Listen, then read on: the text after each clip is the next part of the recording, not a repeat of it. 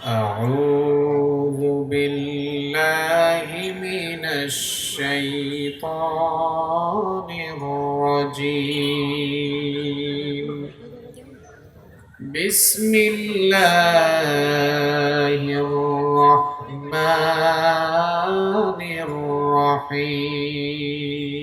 الرحيم إن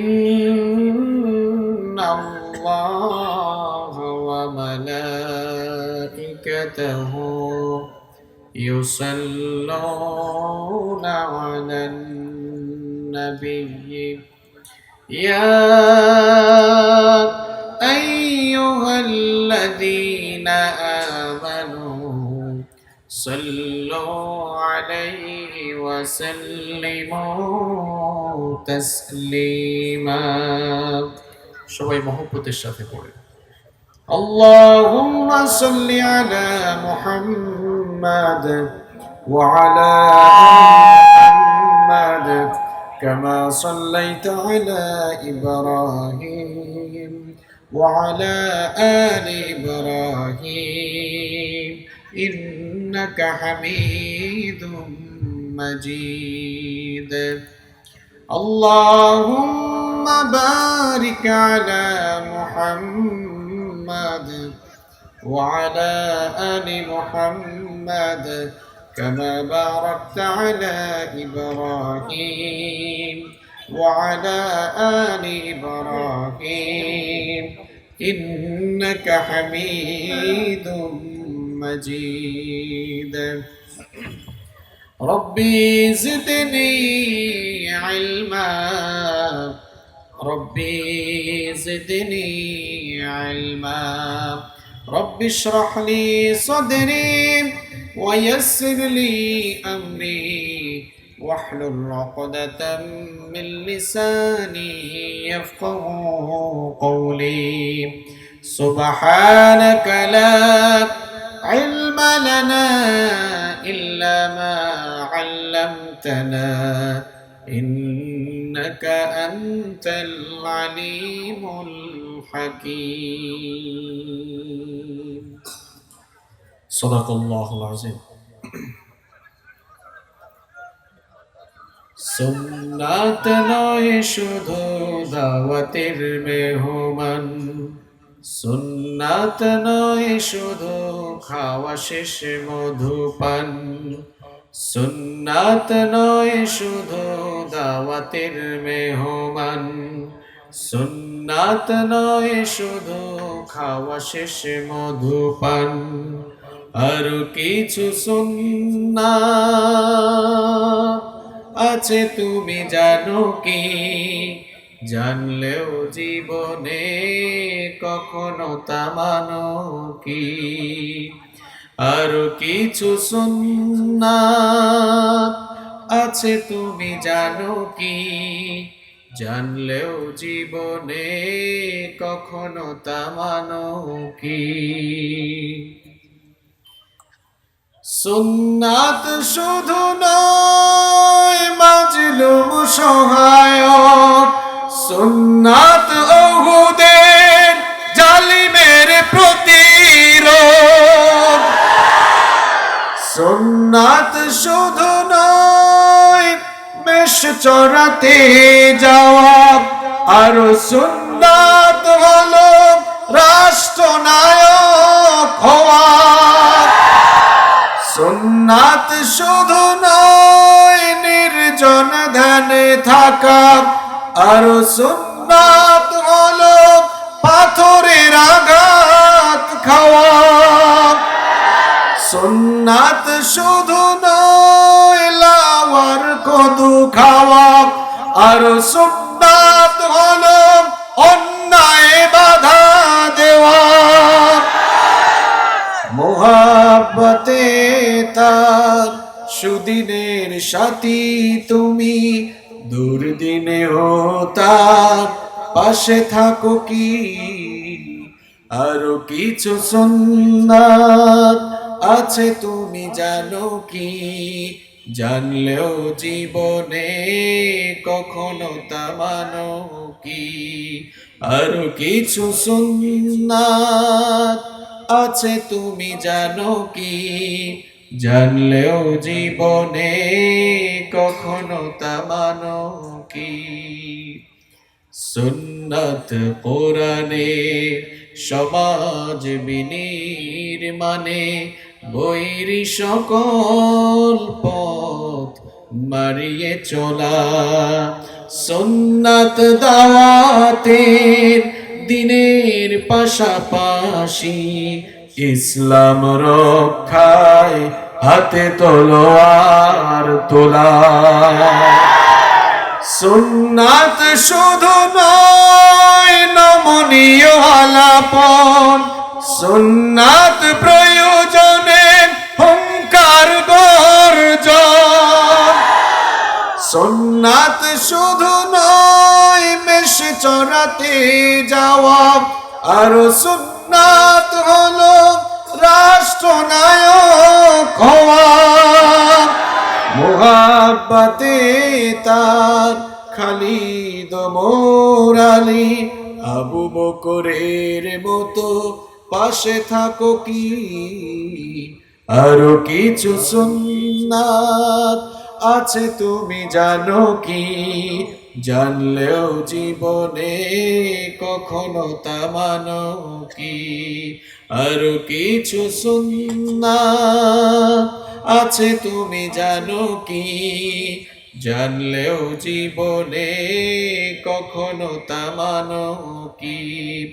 সুন্নাত শুধু নয় দাওয়াতের মেহমান, সুন্নাত নয় শুধু খাওয়া শেষে মধুপান।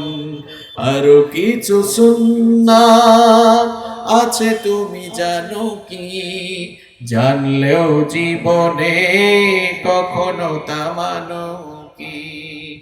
আরো কিছু সুন্নাত আছে তুমি জানো কি, জানলেও জীবনে কখনো তা মানো কি।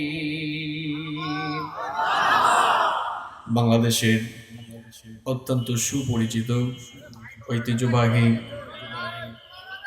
যশোর জেলার কেশবপুর উপজেলার গড়ভাঙ্গা সংলগ্নে মাদারডাঙ্গা পশ্চিমপাড়া খৈতলা যুব সমাজের উদ্যোগে আয়োজিত আজকের এই ঐতিহাসিক তাফসীরুল কোরআন মাহফিলের মোহতারাম স্বনামধন্য সুযোগ্য সভাপতি, ঐতিহ্যবাহী দ্বীনী বিদ্যাপীঠ গড়ভাঙ্গা ইসলামিয়া দাখিল মাদ্রাসার সম্মানিত শিক্ষক জনাব মোহাম্মদ শফিকুল ইসলাম সাহেব, আতালাল্লাহু উমরাহু ওয়া বারাকাল্লাহু ফি হায়াতিহি। আমরা সবাই বলি আমিন। মাহফিলে আমার আগে কোরআন এবং সুন্নাহ থেকে অত্যন্ত জ্ঞানগর্ভ এবং তথ্যবহুল আলোচনা পেশ করেছেন বিশিষ্ট আলেম দ্বীন, বিশিষ্ট ইসলামী চিন্তাবিদ ও গবেষক, আপনাদের সকলের অত্যন্ত প্রিয় মানুষ হযরত মাওলানা রবিউল ইসলাম সাহেব। আল্লাহ তাআলা তার এই গোলামকে ইসলামের জন্য, কোরআনের জন্য, কোরআনের একজন খাদেম হিসেবে কবুল করুন। আমরা বলি আমিন। মাহফিলে উপস্থিত সম্মানিত উলামায়ে কেরাম, উপস্থিত বিভিন্ন রাজনৈতিক দলের সম্মানিত নেতৃবৃন্দ, সামাজিক নেতৃবৃন্দ, আমার সামনে বসা অত্র এলাকার পার্শ্ববর্তী এবং দূর দূরান্ত থেকে আগত আল্লাহর দ্বীন প্রেমী, কোরআন প্রেমী, সর্বস্তরের তাওহীদি জনতা, যুগে যুগে আল্লাহর জমিনে আল্লাহর দ্বীনকে প্রতিষ্ঠার জন্য যারা সবচাইতে বেশি অগ্রণী ভূমিকা পালন করেছেন, আমার প্রাণ প্রিয় যুবক এবং তরুণ ভাইয়েরা, স্কুল, কলেজ, ইউনিভার্সিটি এবং বিভিন্ন মাদ্রাসা পড়ুয়া, আমার প্রাণ প্রিয় মেধাবী ছাত্র ভাইয়েরা, মহিলা প্যান্ডেল থেকে এবং ঘরে বসে যারা শুনছেন, আমার শ্রদ্ধেয়া সম্মানিতা মা এবং বোনেরা, উপস্থিত মিডিয়ার প্রিয় কর্মী ভাইয়েরা, প্রাণ প্রিয় কেশবপুর তথা যশোরবাসী, আপনারা সবাই কেমন আছেন? আলহামদুলিল্লাহ, আমিও আল্লাহর রহমতে ভালো আছি। আপনারা কি কথা ক্লিয়ারলি শুনতে পাচ্ছেন?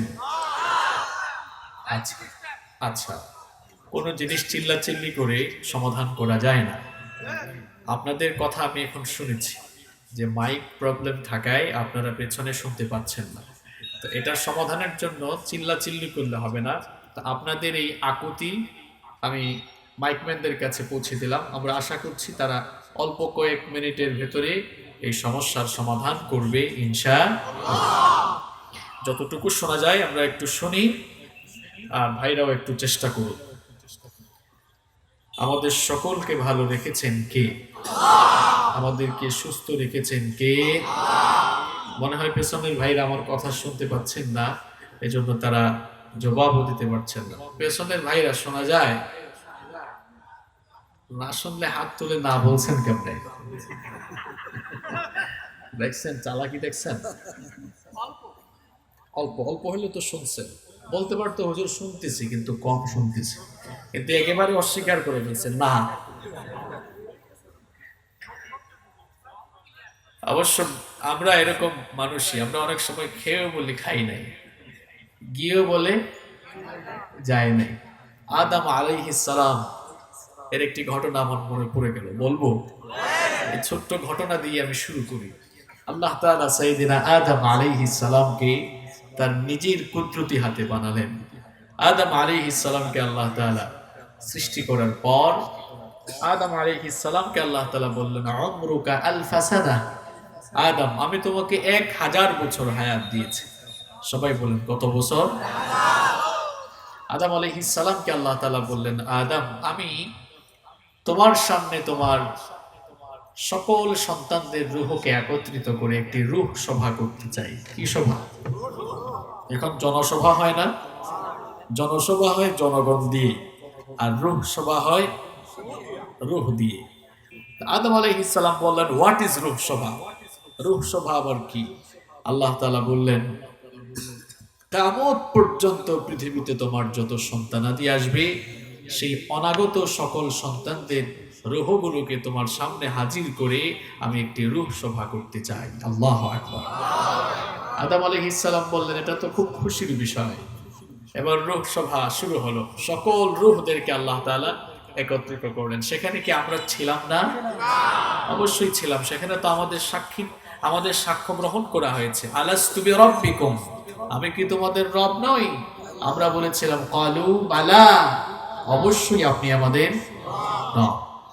তো সব রূহকে যখন একত্রিত করা হলো, আদম আলাইহিস সালাম তখন বললেন, আল্লাহ তাআলা, এত রূহ আমার সামনে, এত সন্তান পৃথিবীতে আসবে? আল্লাহ তাআলা বললেন, হ্যাঁ। আপনার বিয়ে শাদী করার পর আপনার ঘরে ছেলে বা মেয়ে হলে আপনি খুশি হন না? তা আপনি যদি খুশি হন, পৃথিবীর সকল মানুষের বাবা হচ্ছেন আদম আলাইহিস সালাম, তার সামনে পৃথিবীর অনাগত সকল সন্তানদের রূহ হাজির করা হয়েছে, তিনিও খুশি না বেজার? অনেক খুশি। আল্লাহ তাআলাকে তিনি প্রশ্ন করলেন, এই যে এতগুলো রূহের মধ্যে ওই কোনায় বা মাঝখানে একটা রূহ দেখা যাচ্ছে, মান হাদা, এটা কি? আল্লাহ তাআলা বললেন, হাদা ইবনুকা দাউদ, এটা হচ্ছে তোমার ছেলে দাউদ, আমি তাকে নবী বানাবো। সুবহানাল্লাহ। বলেন, আপনার ছেলে পরীক্ষায় A+ পেলে আপনি খুশি হন না? ছেলে মেয়েদের সফলতায় বাবা মা খুশি হন। তো আদম আলাইহিস সালাম হচ্ছেন পৃথিবীর সকল মানুষের বাবা। আদম আলাইহিস সালামকে যখন আল্লাহ তাআলা বললেন, এটা তোমার ছেলে দাউদ, সে নবী হবে, তিনিও খুশি না বেজার? আল্লাহ তাআলাকে তিনি বললেন, এটা তো খুব খুশির বিষয়, আমার এই ফুটফুটে সুন্দর ছেলেটাকে তুমি নবীও বানাবো না। আল্লাহ তাআলাকে জিজ্ঞেস করলেন, আপনি তো আমাকে 1000 বছর হায়াত দিয়েছেন, কিন্তু আমার ছেলে দাউদকে আপনি কত বছর হায়াত দিয়েছেন? আল্লাহ তাআলা বললেন, সিত্তুনা সানা, 60 বছর দিয়েছে। কত বছর? আদম আলাইহিস সালাম তখন বললেন, আমার এত সুন্দর ফুটফুটে ছেলেকে আপনি মাত্র 60 বছর হায়াত দিয়েছেন। আল্লাহ তাআলা, আপনি তো চাইলে একটু বাড়ায় দিতে পারতেন, আমাকে তো 1000 বছর হায়াত দিয়েছেন। আপনার কাছে আবেদন করছি, আমার এই 1000 বছর হায়াত থেকে 40 বছর বয়স কেটে 40 বছর মাইনাস করে দিয়ে আমার ছেলে দাউদকে 40 বছর দিয়ে দেন। তো ছেলের জন্য বাবার আবেদন কবুল করলেন কে? আদম আলাইহিস সালামের 1000 বছর হায়াত থেকে 40 বছর কমানো হলো, থাকলো কত? 960। আর দাউদ আলাইহিস সালামের হায়াত ছিল 60 বছর। 40 যুগ হলে কত হয়? আদম আলাইহিস সালামকে আল্লাহ তাআলা পৃথিবীতে পাঠালেন। 960 বছর যখন শেষ হয়ে গেল, তখন মালাকুল মাউত কি না, আজরাইল এই নামটি কোরআন হাদিসের কোথাও নেই। শোনেন, আমাকে বলতে দেন বাবা। আল্লাহ তাআলার তো অসংখ্য ফেরেশতাকুল রয়েছেন, তার মধ্যে 4 জন ফেরেশতা সুপ্রসিদ্ধ এবং বিখ্যাত। এদের নাম আমরাও জানি। জিবরিল, যাকে ওহী নিয়ে আসার দায়িত্ব দেওয়া হয়েছে। নাম্বার 2, মিকাইল, যাকে বৃষ্টি বন্টনের দায়িত্ব দেওয়া হয়েছে। নাম্বার 3, ইসরাফিল, যাকে সিংগায় ফুৎকারের দায়িত্ব দেয়া হয়েছে। আর নাম্বার 4 হচ্ছে, আপনারা বলে ফেলবেন এখন আজরাইল, নাম হচ্ছে মালাকুল। কোরআনুল কারীমে এসেছে কুল ইয়াতাওয়াফাকুম মালাকুল মাউতিল্লাযী উক্কিলা বিকুম। আছে না নাই? হাফেজ ভাইরা জবাব জানতো? কোরআনুল কারীমের 30 পারার কোথাও আজরাইল শব্দটি নাই। হাদিসের অসংখ্য কিতাব রয়েছে, বুখারী, মুসলিম, সিহা সিত্তার গ্রন্থ এবং সিহা সিত্তার বাহিরে যত গ্রন্থাদি রয়েছে হাদিসের, কোথাও আজরাইল শব্দটি নেই। এখন আপনাদের প্রশ্ন হতে পারে, হুজুর যুগ যুগ ধরে শুনে আসা এই শব্দটি তাহলে আমরা কোন জায়গা থেকে পেলাম? আমরা এটি ইসরাইলি রওয়ায়াত থেকে পেয়েছি। ইসরাইলি রওয়ায়াত কি? আল ইসরাইলিয়াত ওয়াল মাওদুআত নামে এই কিতাবটি আরব দেশের বিভিন্ন বিশ্ববিদ্যালয়ে পড়ানো হয়। এটা আমাদেরকেও বিশ্ববিদ্যালয়ে পড়ানো হয়েছে। তো ইসরাইলি বর্ণনা হচ্ছে ইহুদি এবং খ্রিস্টানদের কাছ থেকে কিংবা তাদের ধর্মীয় গ্রন্থাদি থেকে যে বর্ণনা এসেছে সেগুলোকে বলা হয় ইসরাইলি রওয়ায়াত।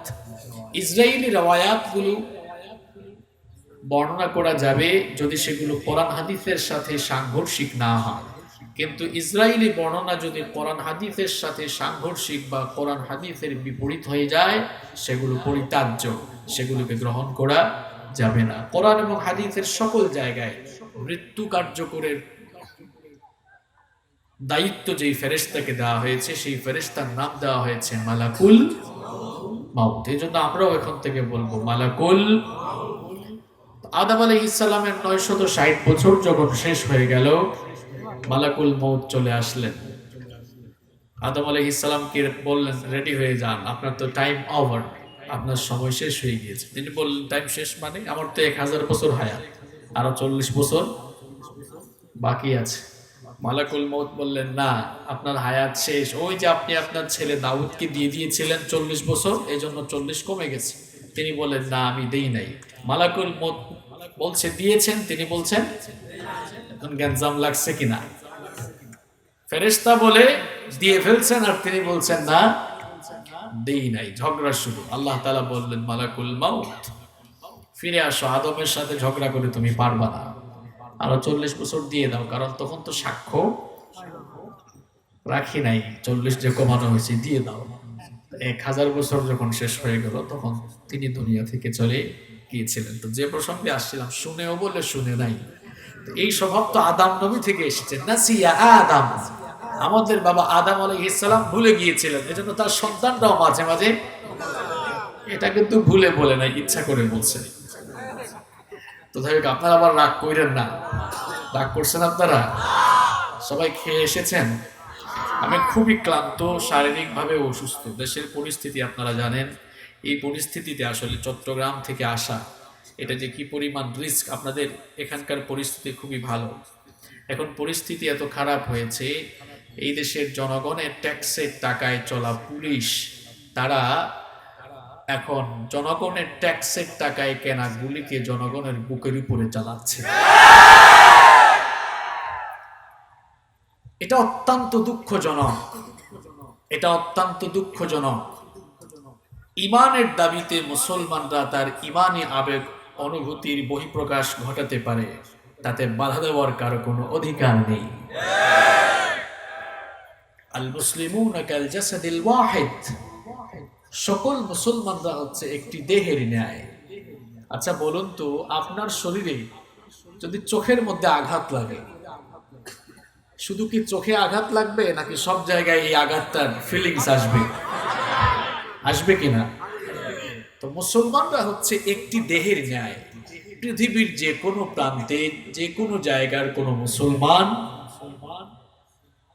তার উপরে আঘাত করা হলে আপনি যদি সত্যিকারের মুসলমান হন, আপনার অনুভূতিতে সেটা লাগবে, লাগার কথা। যেখানেই যে কোনো মুসলমান পৃথিবীর যে কোনো প্রান্ত থেকেই সে যদি মজলুম অবস্থায় পড়ে যায়, সে তার উপরে যদি জুলুম করা হয়, ইমানদার হিসাবে আমাদের দিল কাঁদবে, আমাদের অন্তরে সেটা গিয়ে এর প্রভাব পড়বে। এই দেশের ইমানদাররা, দেশপ্রেমিক মানুষেরা, এদেশের ইমানদাররা, এদেশের দেশপ্রেমিক মানুষেরা মুসলমানিত্বের সেই অনুভূতির জায়গা থেকেই তারা ইমানি দাবিতে বিভিন্ন জন বিভিন্ন ভাবে প্রতিবাদ করছে। তারা এই দেশের সরকারের বিরুদ্ধেও কেউ কোনো আন্দোলন করেনি, রাষ্ট্রবিরোধী কোনো কাজও করেনি। এই পৃথিবীর কুখ্যাত এক অমানুষ, আপাদমস্তক সাম্প্রদায়িক, গুজরাটের কসাই, যার হাতে মুসলমানদের রক্তের গন্ধ লেগে আছে, সেই কুখ্যাত অমানুষের বিরুদ্ধে কথা বলা প্রত্যেকটি ইমানদারের নৈতিক দায়িত্ব। রাজনীতি যার যার, ইসলাম কথা কন না কেন? আপনি কি কিয়ামতের দিন আল্লাহর কাছে বলতে পারবেন আমি বিএনপি করি, আমি জামাত করি, আওয়ামী লীগ করি? আল্লাহ ফেরেশতাদেরকে বলবেন এটা ধরে ভালো করে পেদানি দে। পরিচয় হচ্ছে মুসলমান।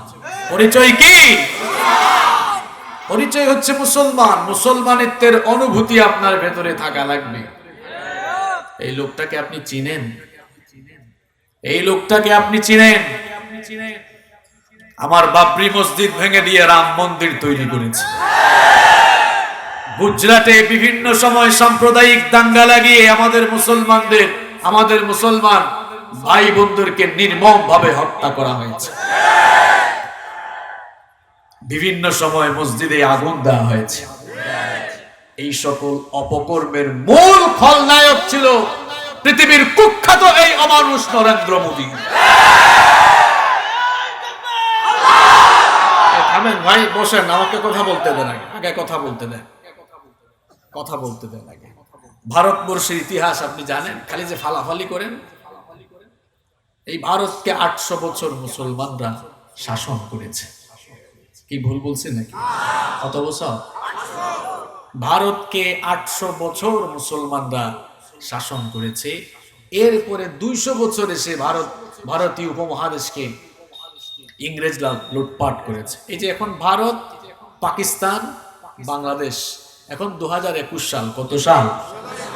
1947 সালের আগ পর্যন্ত ভারত, পাকিস্তান, বাংলাদেশ তখন এক ছিল। এক ছিল কিনা? এক ছিল। তো ব্রিটিশরা দ্বিজাতি তত্ত্বের ভিত্তিতে ভারত পাকিস্তান আলাদা করে দিল। 47 সালে ভারত পাকিস্তান ভাগ হলো।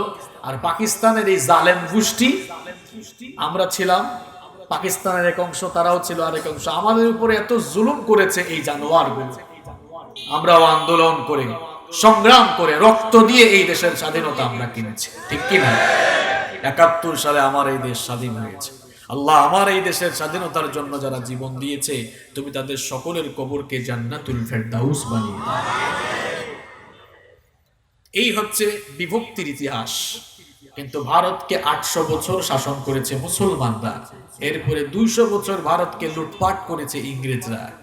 1947 থেকে 2021 এই 73 বছর ধরে ভারতকে শাসন করছে হিন্দুরা। ইতিহাস কি করে পাল্টে গেল দেখেন।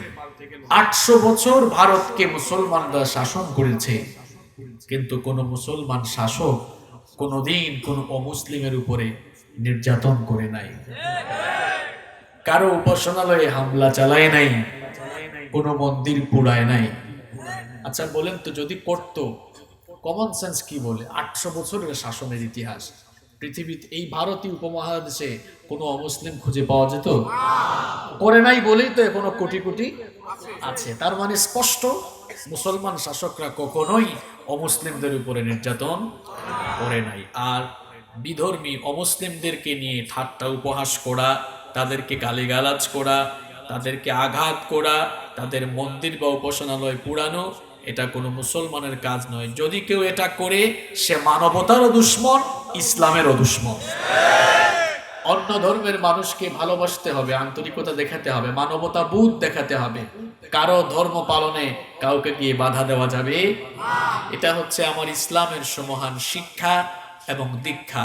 ইসলামের এই সমহান শিক্ষা এবং দীক্ষায় দীক্ষিত হয়ে মুসলমান শাসকরা ইসলামী মূল্যবোধের ভিত্তিতে এই ভারতকে 800 বছর শাসন করেছেন বলে কখনো কোনো অমুসলিমের গায়ে হাত তুলেন নাই, নির্যাতন করেন নাই, নিপীড়ন করেন নাই, কোনো উপাসনালয়ে হামলা চালান নাই। এই হচ্ছে ভারতের 800 বছরের মুসলিম শাসনের ইতিহাস। এই ভারতের সুন্দর সুন্দর সকল স্থাপনা, কুতুব মিনার, শীষ মিনার, আগ্রার তাজমহল, লাল কেল্লা সহ ভারতের ইতিহাস, ঐতিহ্য আর সুন্দর সুন্দর সকল স্থাপনা সবকিছু মুসলমানদের হাতে করা। মুসলমানরা সব করলো, ফুলে ফুলে ভারতকে সাজালো। এরপরে ব্রিটিশ গুরু ভারতে 200 বছর এসে আধিপত্য বিস্তার করে ভারতকে লুটপাট করলো। 47 সালে ভাগ হয়ে যাওয়ার পর 47 থেকে 2021 এই 73 বছর ধরে ভারত শাসন করছে হিন্দুরা। 73 বছরের ক্ষুদ্র এই শাসন আমলে এরা ইতিহাসকে কলঙ্কিত করে ফেলেছে। এরা ইতিহাসকে কলঙ্কিত করে ফেলেছে, ইতিহাসকে পাল্টে দিয়েছে। যদি আমি বলতে চাই, ব্যাপারটা হলো এমন, যেই প্লেটে খেয়েছে ওই প্লেটটাই ছিদ্র করে ফেলছে। নুন খেয়ে গুণ গাইতে পারে নাই এরা। তোমাদেরকে পুষলো কারা? তোমাদেরকে ভারতবর্ষে রাখলো কারা? এই ভারতের স্বাধীনতা আন্দোলনের জন্য তোমাদের বাপ দাদারা রক্ত দেয় নাই, এই ভারতের স্বাধীনতা আন্দোলনের জন্য রক্ত দিয়েছে মুসলমানেরা। পেয়েছো কারো চিল্লাই সিন্নি খাইছো, কিছুই তো জানো না। 73 বছরের ক্ষুদ্র শাসন আমলে তোমরা কি করো নাই বলো? ইতিহাসকে এমন বিকৃত করে দিয়েছো। বিভিন্ন সময়ে সাম্প্রদায়িক দাঙ্গা লাগিয়ে আমার মুসলমান ভাই বোনদের উপরে তোমরা নির্যাতন চালিয়েছো। গুজরাটের এই গোসাই গুজরাটে সাম্প্রদায়িক দাঙ্গা লাগিয়ে বহু মুসলমান হত্যা করেছে। কাশ্মীরে বহু মুসলমান হত্যা করেছে। এই গত বছর দেখেছেন আপনারা তাবরিজ নামক এক যুবককে জয় শ্রীরাম না বলার কারণে তাকে নির্মম ভাবে পিটিয়ে পিটিয়ে হত্যা করা হয়েছে। কিন্তু আমার কোন মুসলমান কি পৃথিবীতে লা ইলাহা ইল্লাল্লাহ না বললে মেরে ফেলবো এরকম বলছে কখনো? এটা ইসলাম আমাদেরকে শেখায়। গরু জবাই করার কারণে তোমরা মুসলমানদের উপরে অত্যাচার করেছো। শত শত বছরের ঐতিহ্য বাবরি মসজিদটাকে ভেঙে দিয়ে তোমরা রাম মন্দির বানাচ্ছ। এই করোনা শুরু হওয়ার আগে দিল্লির মসজিদে আগুন দিয়েছ, মসজিদের মিনারে তোমরা পতাকা টানিয়েছ। কি ভুলে গেছেন নাকি আপনারা? এত কিছু দেখার পর যার কাছে ইসলামী অনুভূতি, মুসলমানিত্বের অনুভূতি বড় না হয়, দলীয় অনুভূতি, রাজনীতির অনুভূতি বড় মনে হয়, নিঃসন্দেহে সে ইসলাম থেকে মুরতাদ হয়ে গিয়েছে। তোমার কাছে ইসলামটা বড় হয় না কেন? এই দেশে শ্রীলঙ্কার রাষ্ট্রপ্রধান এসেছেন, মালদ্বীপের রাষ্ট্রপ্রধান এসেছেন, ভুটানের রাষ্ট্রপ্রধান এসেছেন, কেউ বিরোধিতা করেছে? বর্তমান পৃথিবীর কুখ্যাত দুই অমানুষ হচ্ছে ইমানুয়েল ম্যাক্রো আর নরেন্দ্র মোদী। এই দুইটা মানুষকে পৃথিবীর কোন সত্যিকারের মুসলমানরা ভালোবাসে না। ইমানুয়েল ম্যাক্রোকে পৃথিবীর সমস্ত মুসলমানরা ঘৃণা করে এই কারণে, কারণ তার দেশে রাষ্ট্রীয় মদদে আমার নবীকে অপমান করা হয়েছে। আর পৃথিবীর কুখ্যাত মানুষ গুজরাটের কসাই নরেন্দ্র মোদীকে পৃথিবীর মুসলমানরা এই কারণে ঘৃণা করে, কারণ তার হাতের মধ্যে এখনো গুজরাট, দিল্লি আর কাশ্মীরের মুসলমানদের রক্তের গন্ধ লেগে আছে। এই লোকটাকে কোনো মুসলমান কখনো হৃদয় থেকে কংগ্রেচুলেট কিংবা তাকে কখনো রিসিভ করতে পারে না। আমার দেশের দেশপ্রেমিক মানুষগুলো বাম রামেরাও তার বিরুদ্ধে কথা বলেছে, দেখেন না আপনারা? আমি যদি বুঝতাম যে শুধু টুপিওয়ালা দাড়িওয়ালা তাও এক কথা, বামপন্থী যাদেরকে আমরা সবসময় কি বলি, আমরা বলি না, তারাই বলে আমরা বামপন্থী, বাম জোট, এরাও বলতেছে না এই লোকটা মানবতার দুশ্মন, মানবতাবোধ নাই। একজন মানুষ তার প্রতিবাদটুকু সে জানাতে পারে। বাইতুল মুকাররমের মসজিদটাকে রক্তে রঞ্জিত করে দেওয়া হয়েছে। অনেকে জানে না, হয়তো ইন্টারনেট তো বন্ধ। বাইতুল মুকাররম মসজিদকে গতকাল জুমার দিনে রক্তে লাল করে দেওয়া হয়েছে। ইহুদির বাচ্চারাও মসজিদে আকসার এই পরিস্থিতি মনে হয় কখনো করে নাই। গতকাল আপনার কালকে জুমার আগে এবং পরে যেভাবে বাইতুল মুকাররমে রক্তে লাল করা হয়েছে, কি অপরাধ ছিল এই মুসল্লিদের। এরা তো ইমানের দাবি থেকে কথা বলে কিছুক্ষণ পরে হয়তো চলেই যেত তার ঘরে, তার বাসায় চলে যেত। গুলি কি এত সস্তা হয়ে গিয়েছে? ইমানের দাবিতে কেউ কথা বললেই তাকে গুলি করা হবে? এই দেশের আপামর তাওহীদি জনতা যদি ঐক্যবদ্ধ হয়ে যায়, আপামর তাওহীদি জনতা ঐক্যবদ্ধ হয়ে গেলে গুলি করে করেও শেষ করা যাবে না। আমার দেশের স্বাধীনতার মহান স্থপতি বঙ্গবন্ধু শেখ মুজিবুর রহমান সাহেব, আল্লাহ তাকে মাফ করে দিন, তিনি শুধু বাংলাদেশ নন, বিশ্বের এক অবিসংবাদিত নেতা ছিলেন। এই দেশের স্বাধীনতা আন্দোলনের মহানায়ক, স্বাধীনতার স্থপতি। আপনি যে কোনো রাজনৈতিক দল করতে পারেন, কিন্তু স্বাধীনতার জন্য বঙ্গবন্ধুর অবদানকে যারা অস্বীকার করবে, সেই লোকটা একটা অকৃতজ্ঞ মানুষ। এই দেশের স্বাধীনতা আন্দোলনে তার অবদান অনস্বীকার্য। তার একটা মাত্র ভাষণ থেকেই দেশের মানুষ উজ্জীবিত হয়ে স্বাধীনতা আন্দোলনে ঝাঁপিয়ে পড়েছিল। তিনি ইসলাম প্রিয় মানুষ ছিলেন। এই যে ইসলামিক ফাউন্ডেশন, এটা ওনার হাতে গড়া। বাংলাদেশকে ওআইসি সদস্যভুক্ত করেছেন তিনি।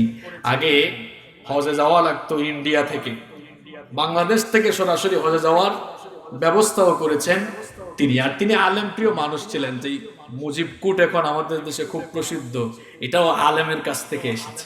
আল্লামা শামসুল হক ফরিদপুরি, নাম শুনছেন আপনারা? আল্লামা শামসুল হক ফরিদপুরি রহমতুল্লাহি আলাইহির কাছে গিয়ে তিনি একদিন দেখলেন হুজুর ওই কালো কুটটা পরেছেন। বঙ্গবন্ধু বললেন, হুজুর কালো কুটে তো সুন্দর লাগতেছে আপনাকে। তিনি খুলে দিয়ে বললেন যে তোমার যেহেতু ভালো লাগছে তুমি এটা নিয়ে যাও, এটা পরে যাও। তিনি পড়লেন, তিনি কালো কুটটা গায়ে দিতেন, এখন সেটার নাম হয়ে গেছে কি?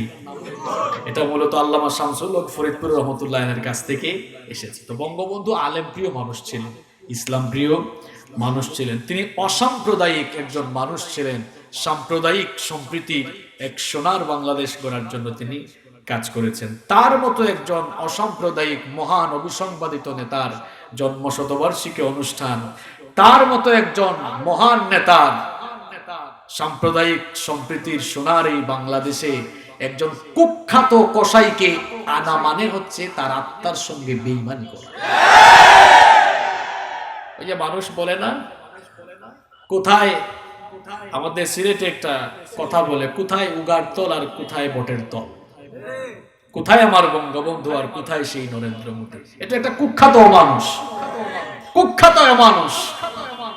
এই অমানুষের বিরুদ্ধে, এই অমানুষের নাম মানুষেরা চিরকাল ঘৃণা ভরেই স্মরণ করবে, ঠিক কিনা? ফেরাউনের নাম কেউ শ্রদ্ধার সাথে স্মরণ করে? নমরুদের নাম কেন? এরা জালেম ছিল, এরা ভালো মানুষ ছিল না। ভালো মানুষদেরকে মানুষ যুগের পর যুগ, কালের পর কাল স্মরণ করে শ্রদ্ধার সাথে। মুসলমানদেরকে এখন ঐক্যবদ্ধ হওয়ার কোনো বিকল্প নেই। বাবারা, ভাইয়েরা, আমি তো আগেই বলেছি রাজনীতিটা যার যার, ইসলামটা আমরা সবাই তো মুসলমান। এই জন্য ইমান আর ইসলামের ক্ষেত্রে কারো সঙ্গে আমাদের কোনো আপোষ নাই। ইমান এবং ইসলামের বেলায় কারো সঙ্গে আপোষ করে চলা যাবে না। আমরা সবাই তো এক বাবার সন্তান। আমাদের বাবা হচ্ছেন আদম আলাইহিস সালাম। মুসলমান হচ্ছে আমাদের সবচেয়ে বড় পরিচয়। আমরা এক একজন এক এক দল হয়তো এখানে করতে পারে, কিন্তু সকলের রব কয়জন? সবাই বলেন কয়জন? নবী কয়জন? কিতাব কয়টা? আমাদের প্রভু এক, এক নবীর উম্মত, জীবন বিধানে ওই শিবানী কুরআন। আমার আমাদের প্রভু এক, এক নবীর উম্মত, জীবন বিধানে ওই শিবানী কুরআন। তবে কেন এক নও হে মুসলমান, এক হও করিয়াও বান। বাইতুল্লাহ কয়টা আমাদের? নাকি বিএনপির মানুষের আলাদা আর আওয়ামী লীগের মানুষের আলাদা? হ্যাঁ, মদিনা শরীফ বাইতুল্লাহ এক, মদিনা শরীফ এক, উহুদ পাহাড় এক, বদরের মাঠ এক। একটা তো জীবন আর মরণ তো একবার, সকলের তোরে আছে একই স্থান। তবে কেন এক নও হে মুসলমান, এক হও করিয়াও মান। ঐক্যবদ্ধ হওয়ার কোনো বিকল্প।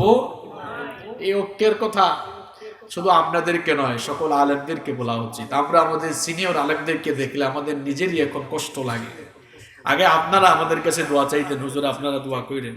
এখন উল্টা হয়ে গেছে, আমরাই দোয়া চাই। ভাই সব আপনারা দোয়া করেন আমরা যেন ঠিক থাকতে পারি। এক একজন এক এক দিকে, কেউ কৌমি, কেউ আলিয়া, কেউ এটা, কেউ সেটা, কেউ গরম সন্নি, কেউ ঠান্ডা সন্নি, মিঠা সন্নিও আছে না। আফসুস লাগে ভাই, একটু সাহস করে বলতে পারে না আমার একটাই পরিচয়, আমি মুসলমান। যতদিন পর্যন্ত এই অনৈক্য আর বিভেদ চলবে ততদিন পৃথিবীতে মুসলমানরা শুধু মার খেতে থাকবে। আগে ঐক্যবদ্ধ হবে। পৃথিবীতে তো মুসলমানরা এক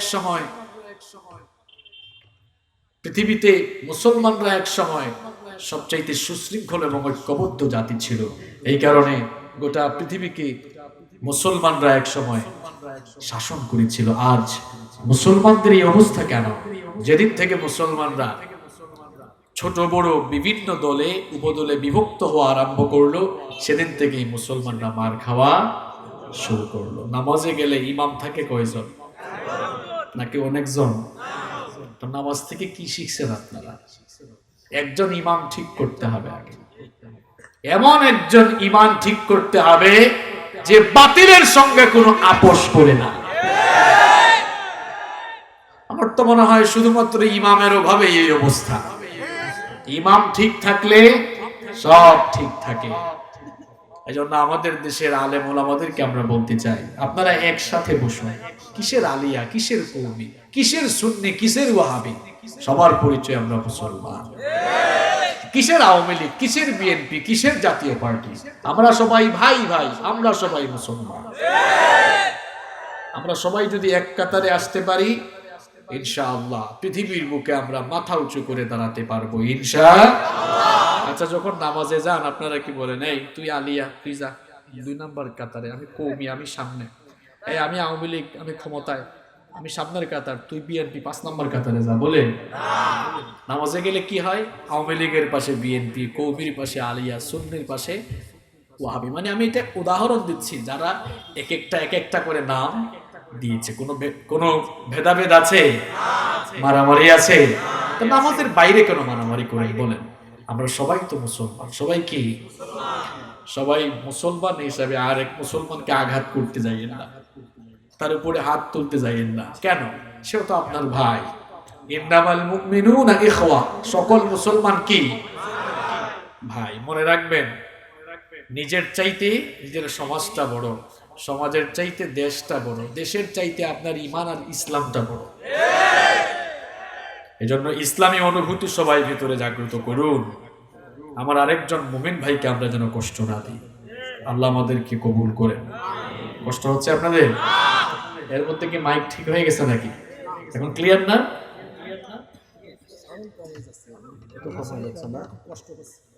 আচ্ছা, এখন এই অভিযুক্ত ভাই সাহেব আমাকে ধরে লাভ নাই। এটা আপনাদের ব্যাপার ছিল, হয়তো ওদের অপারেটিং কোনো ঝামেলা হইতে পারে। এখানে তো সাউন্ড ভালো, আমি এখানে এটা মনে হয় বাজে না, একটা বাজে, যাই হোক এখানে ক্লিয়ার আছে। এখানে কি কোনো মাইক দেওয়া হয় নাই এই গাছগুলোতে? আছে? কি মাইকম্যান ভাই, এইগুলো কি বাজে না? বাজতেছে না? আচ্ছা, সম্মানিত ভাইরা, আমাকে কি আপনারা আলোচনা করার জন্য কিছু সময় দেবেন? আপনারা কিছুক্ষণ থাকবেন তো, নাকি আমাকে রেখে চলে যাবেন, নাকি আমরা একসাথে উঠবো? ইনশাআল্লাহ কবুল করেন। হ্যাঁ, ইনশাআল্লাহ আল্লাহ কবুল করেন। আমার বাবারা, আমার ভাইয়েরা, দেখুন আজকের এই মাহফিলটি এই মাদারদাঙ্গা পশ্চিম পাড়া খৈতলা যুব সমাজের যুবক আর তরুণ ভাইয়েরা কষ্ট করে মাহফিল আয়োজন করেছে। এটি তাদের প্রথম মাহফিল, শুরু হয়েছে কিন্তু আর বন্ধ হবে না, চলমান থাকবে ইনশাআল্লাহ। আপনারা চান তো?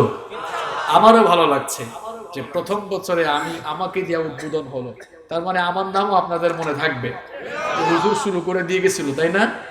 এটা সব সময় থাকুক, আপনারা চান তো?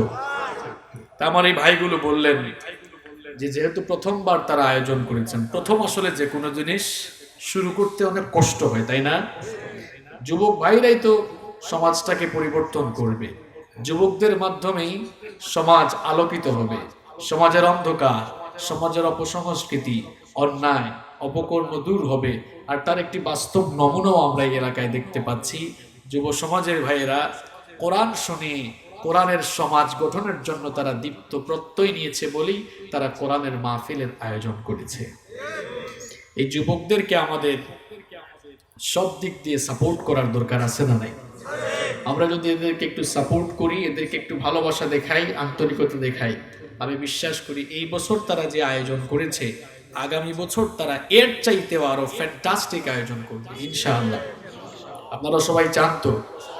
আমার এই ভাইগুলো বলল তারা অনেক কষ্ট করে মাহফিলটা অ্যারেঞ্জ করেছে, অনেক কষ্ট করেছে। আমি অনেক শুনেছি তাদের কাছ থেকে। এই মাহফিল অ্যারেঞ্জ করতে গিয়ে দিনের পর দিন ঘুমাতে পারে নাই, কত রাত ঘুমায় নাই, কতদিন খায় নাই, এখনো মনে হয় অনেকে খায় না। একটা মাহফিল অ্যারেঞ্জ করা অনেক কষ্ট। তারপর এই ভাইরা মাহফিল অ্যারেঞ্জ করতে গিয়ে তারা অনেক ঘাটতির মধ্যে এখনো পড়ে আছেন। কোরআনের মাহফিলে আমরা এসেছি, আমরা সবাই কোরআনকে ভালোবাসি কম না বেশি? কোরআনের প্রতি আপনাদের ভালোবাসা কম না বেশি? আমরা তো সবাই জানি এই দক্ষিণাঞ্চলের মাটি, বিশেষ করে যশোর, ঝিনাইদহ, এইসব অঞ্চলের মাটি ইসলামের ঘাঁটি। আমরা সবার ঊর্ধ্বে ইসলাম এবং কোরআনকে ভালোবাসি। এই ভালোবাসার বহিঃপ্রকাশ আমরা আজকে দেখাবো। আমাদের এই ভাইয়েরা অনেক কষ্ট করে মাহফিলের অ্যারেঞ্জ করেছে।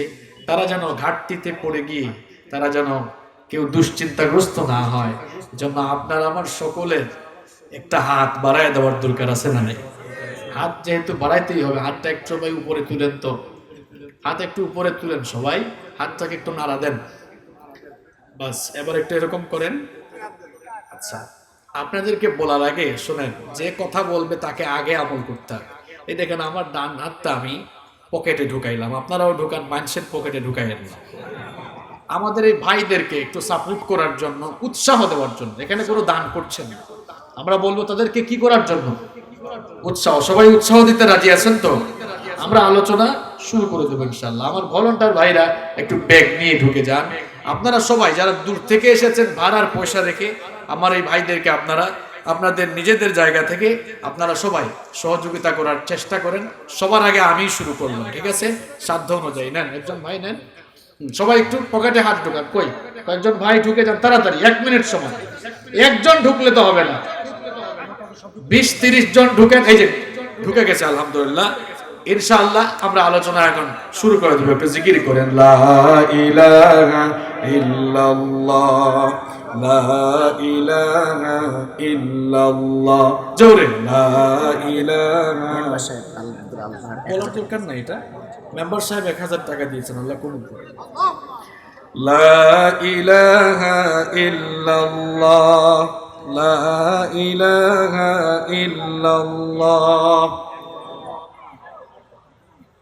সবাই একটু জিকির করেন, সুবহানাল্লাহ ওয়ালহামদুলিল্লাহ। মহিলা প্যান্ডেলে আমাদের যে মায়েরা বোনেরা আছেন, আপনারাও শামিল হতে পারেন। আমাদের এই ভাইদেরকে একটু সাপোর্ট করেন আপনারা। ওখানে প্যাকেট দেয়া আছে, যাদেরকে দায়িত্ব দেয়া আছে তাদের কাছে আপনারা পাঠিয়ে দেন। কথা বলবেন না প্লিজ, একটু জিকির করেন সবাই, লা ইলাহা ইল্লাল্লাহ।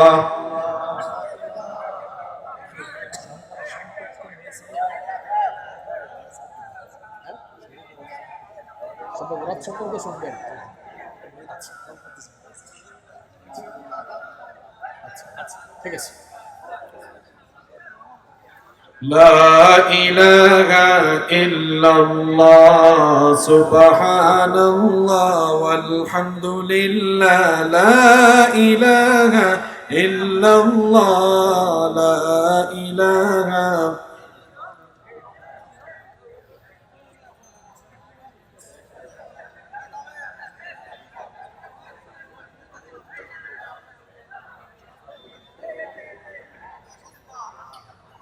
লা ইলাহা ইল্লাল্লাহ মুহাম্মাদুর রাসূলুল্লাহ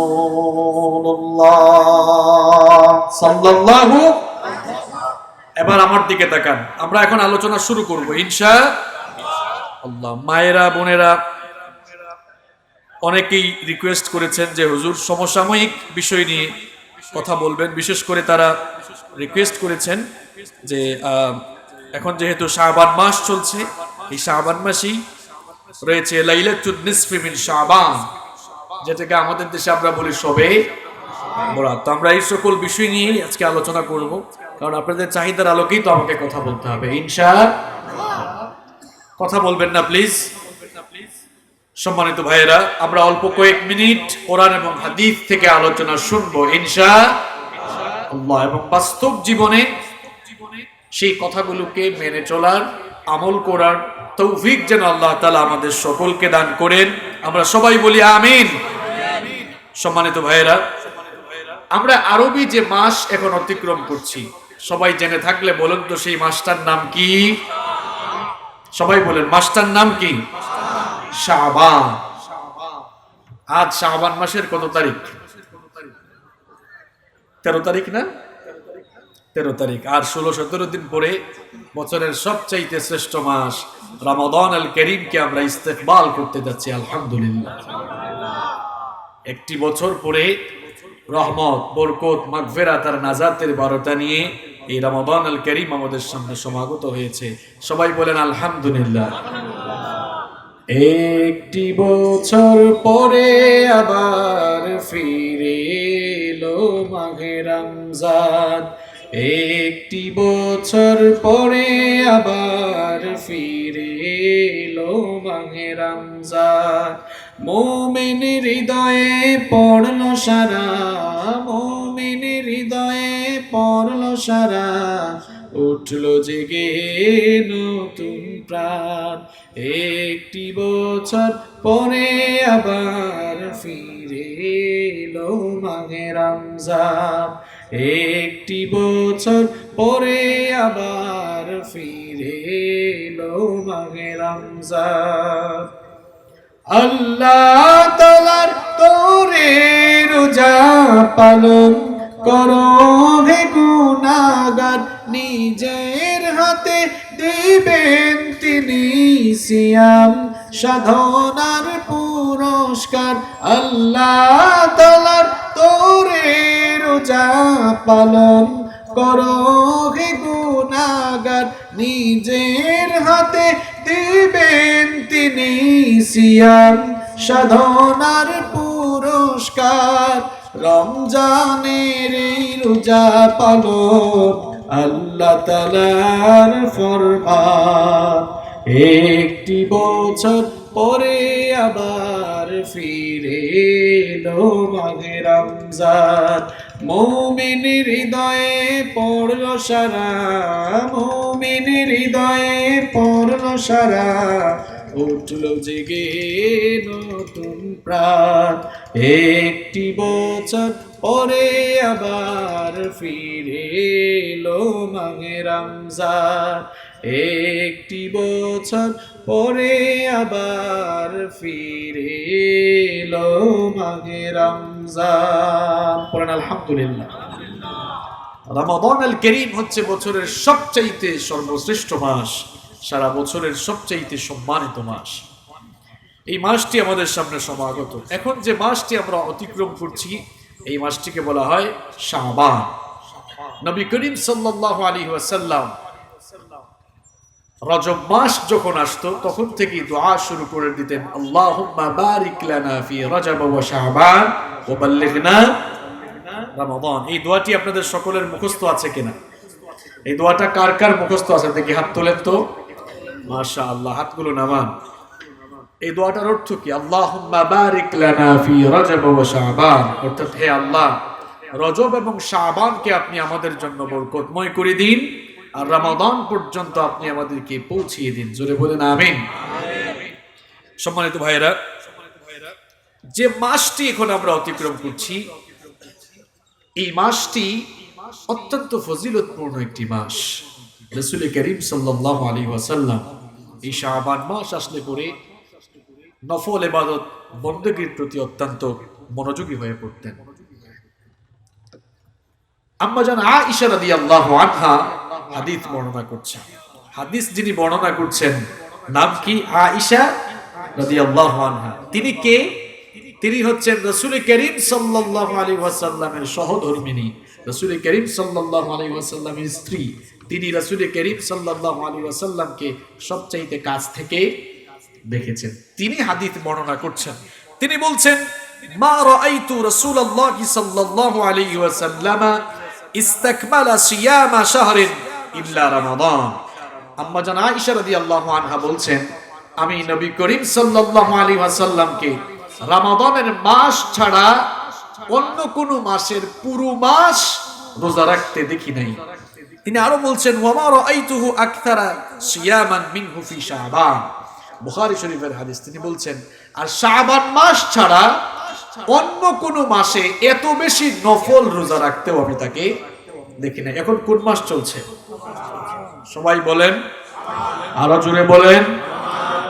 আম্মা জান আয়েশা রাদিয়াল্লাহু আনহা বলছেন, রমজান মাস ছাড়া রাসূল করিম সাল্লাল্লাহু আলাইহি ওয়াসাল্লাম অন্য কোন মাসের গোটা মাস রোজা রাখতেন না, আর শাবান মাস ছাড়া অন্য কোন মাসে এত বেশি নফল রোজা রাখতেন না। এই শাবান মাসে নবীজি এত রোজা রেখেছেন, আম্মা জান আয়েশা রাদিয়াল্লাহু আনহা বলছেন, কানা ইয়াসুমু শাবানা কুল্লাহ, তিনি প্রায় পুরো শাবান মাসই রোজা রাখতেন। ওয়া কানা ইয়াসুমু শাবানা ইল্লা কালিলা, আবার মাঝে মাঝে শাবান মাসের কয়েকদিন ছাড়া বাদবাকি সবগুলো রোজা তিনি রেখে ফেলতেন। আল্লাহর নবী শাবান মাসে বেশি রোজা রাখতেন। কোন কোন হাদিসে এসেছে শেষের কয়েকদিন ছাড়া পুরো শাবান মাস। আবার কেউ কেউ বলছেন 1 থেকে 15 পর্যন্ত একটানা। আল্লাহু আকবার, এই মাসে তিনি এত নফল রোজা রেখেছেন। সুবহানাল্লাহ। সাহাবায়ে কেরাম এই অবস্থা দেখে অবাক হয়ে গেলেন যে নবীজি এই মাসে এত রোজা রাখেন কেন? নিশ্চয়ই কোনো কারণ। কথা বলেন, নিশ্চয়ই কোনো কারণ আছে। উসামা ইবনে যায়েদ রাদিয়াল্লাহু আনহু আল্লাহ রাসূল সাল্লাল্লাহু আলাইহি ওয়াসাল্লামের একজন প্রিয় সাহাবী। নাসাঈর বর্ণনা এসেছে, উসামা ইবনে যায়েদ রাদিয়াল্লাহু আনহু রাসূল করিম সাল্লাল্লাহু আলাইহি ওয়াসাল্লামকে প্রশ্ন করলেন। তিনি বললেন, লাম আরাকা তাসুমু শাহরান মিনাশ শুহুরি মা তাসুমু মিন শাবান। ওগো আল্লাহর নবী, শাবান মাসে আপনি এত বেশি নফল রোজা রাখেন কেন? আল্লাহর নবী বললেন, উসামা, দুটি কারণে আমি শাবান মাসে বেশি রোজা রাখি। কয়টি কারণে? কয়টি কারণে? দুইটি কারণে। নাম্বার 1, এক নাম্বার হচ্ছে যালিকা শাহরুন ইয়াগফুলুন নাসু আনহু বাইনা রজব ওয়া রমাদান। এক নাম্বার কারণ হচ্ছে রমাদান এবং রজব মাসের মধ্যবর্তী এই শাবান মাসটিকে মানুষ গাফলতিতে কাটিয়ে দেয়। মানুষেরা উদাসীন থাকে, কারণ শাবান মাসের পরবর্তী মাস রমাদান, এটি বছরের সবচেয়ে দামি মাস হওয়ায় মানুষ এই মাসে গুরুত্ব দেয়। আবার শাবানের আগের মাস হচ্ছে রজব মাস। এই রজব মাস হারাম অর্থাৎ সম্মানিত মাসসমূহের মধ্যে একটি মাস হয়, ওই মাসেও মানুষ গুরুত্ব দেয়, কিন্তু মাঝখানে শাবান মাসটাকে মানুষ অবহেলা করে কাটিয়ে দেয়। ওই অবহেলাকালীন সময়ে আমি তখন আল্লাহর দিকে একটু রুজু হয়ে যাই, আমি তখন আল্লাহর ইবাদত বন্দেগী একটু বেশি করি, যেন আল্লাহর নিকটবর্তী হয়ে যাই। আর 2 নাম্বার কারণ হচ্ছে ওয়া হুয়া শাহরুন তুরফাউ ফীহিল আমালু ইলা রাব্বিল আলামিন। এই মাসে বান্দাদের বার্ষিক আমলের রিপোর্ট ফেরেশতারা আল্লাহ তাআলার কাছে পেশ করে। সুবহানাল্লাহ। এ ভাইরা এখানে কথা বলছেন কেন? কয়টা কারণ? দুই নম্বর কারণটা কি? ওয়া হুয়া শাহরুন তুরফাউ ফীহিল আ'মালু ইলা রাব্বিল আলামিন। এই শাবানের মাস হচ্ছে সেই মাস যেই মাসে আমার আপনার সবার বার্ষিক আমলের রিপোর্ট কার সামনে পেশ করা হয়? আপনারা যারা বিভিন্ন কোম্পানিতে চাকরি করেন অথবা বিভিন্ন অফিসে চাকরি করেন, মানুষ কাজের রিপোর্ট বিভিন্ন ভাবে তৈরি করে। দৈনিক রিপোর্টও তৈরি করে অনেকে আবার সাপ্তাহিক, কেউ কেউ মাসিক, ষান্মাসিক, বার্ষিক রিপোর্ট পেশ হয়। আমার বাবারা, আমার ভাইয়েরা, আমাদের আমলনামা আল্লাহর কাছে 3টি পদ্ধতিতে পেশ করা হয়। বুঝে থাকলে সবাই বলেন তো কয়টা?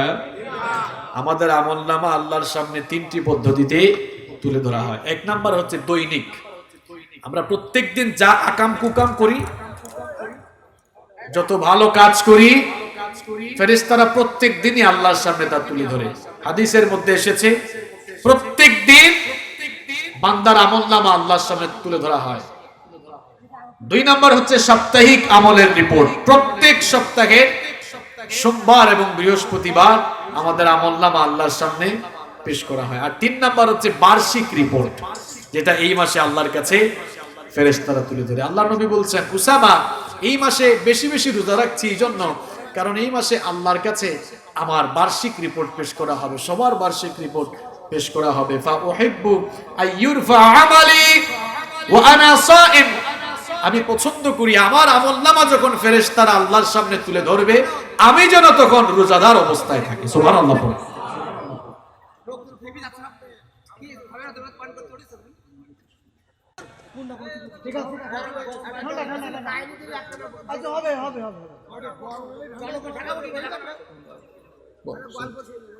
শোনেন, আপনারা এখানে যদি এত কথা বলেন তাহলে তো, আপনি যদি ভালো সাউন্ড কোয়ালিটি না দিতে পারেন, এটা কি আমার দোষ?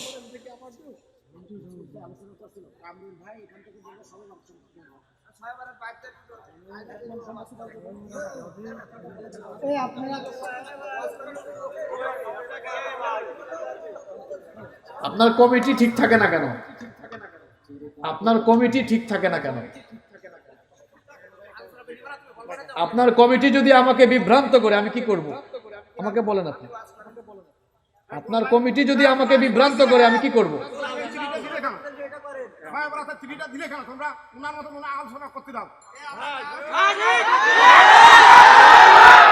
বসান সবাই।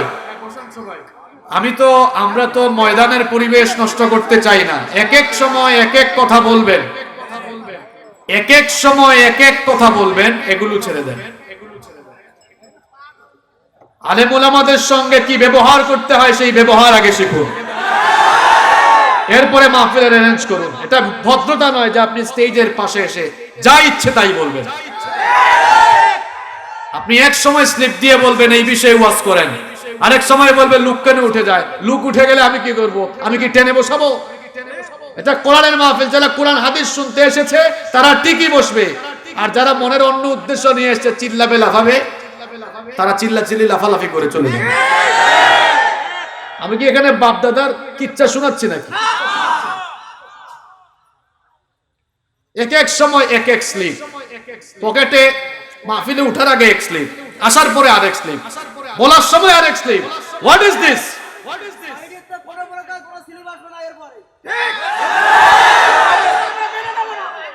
সবাই বসেন, সবাই বসেন,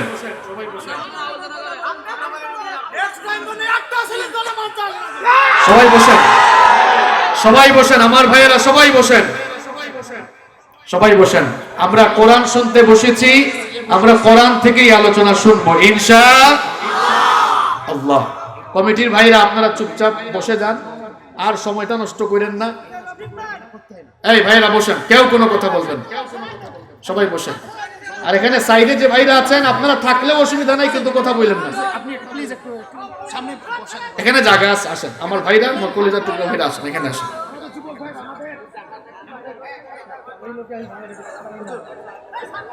চুপ থাকেন আপনারা। আমাদের ওই কথাটা কমিটির পক্ষ থেকে আসেনি, বুঝতে পেরেছেন? এখন আপনি আপনার কথা বলে অনেক ভালো আলোচনা আমরা জানি। এই ভাইরা এখানে যারা দাঁড়িয়ে আছেন প্লিজ একটু বসে যান। সম্মানিত ভাইরা, আপনারা সবাই একটু নিশ্চুপ হন। আমি আপনাদের দক্ষিণাঞ্চলে বহুবার এসেছি, আপনারা আমাকে অনেকে চেনেন। আমি আকিস ফাউন্ডেশনের প্রোগ্রামে এসেছি, আপনারা সেখানে দেখেছেন আমাকে।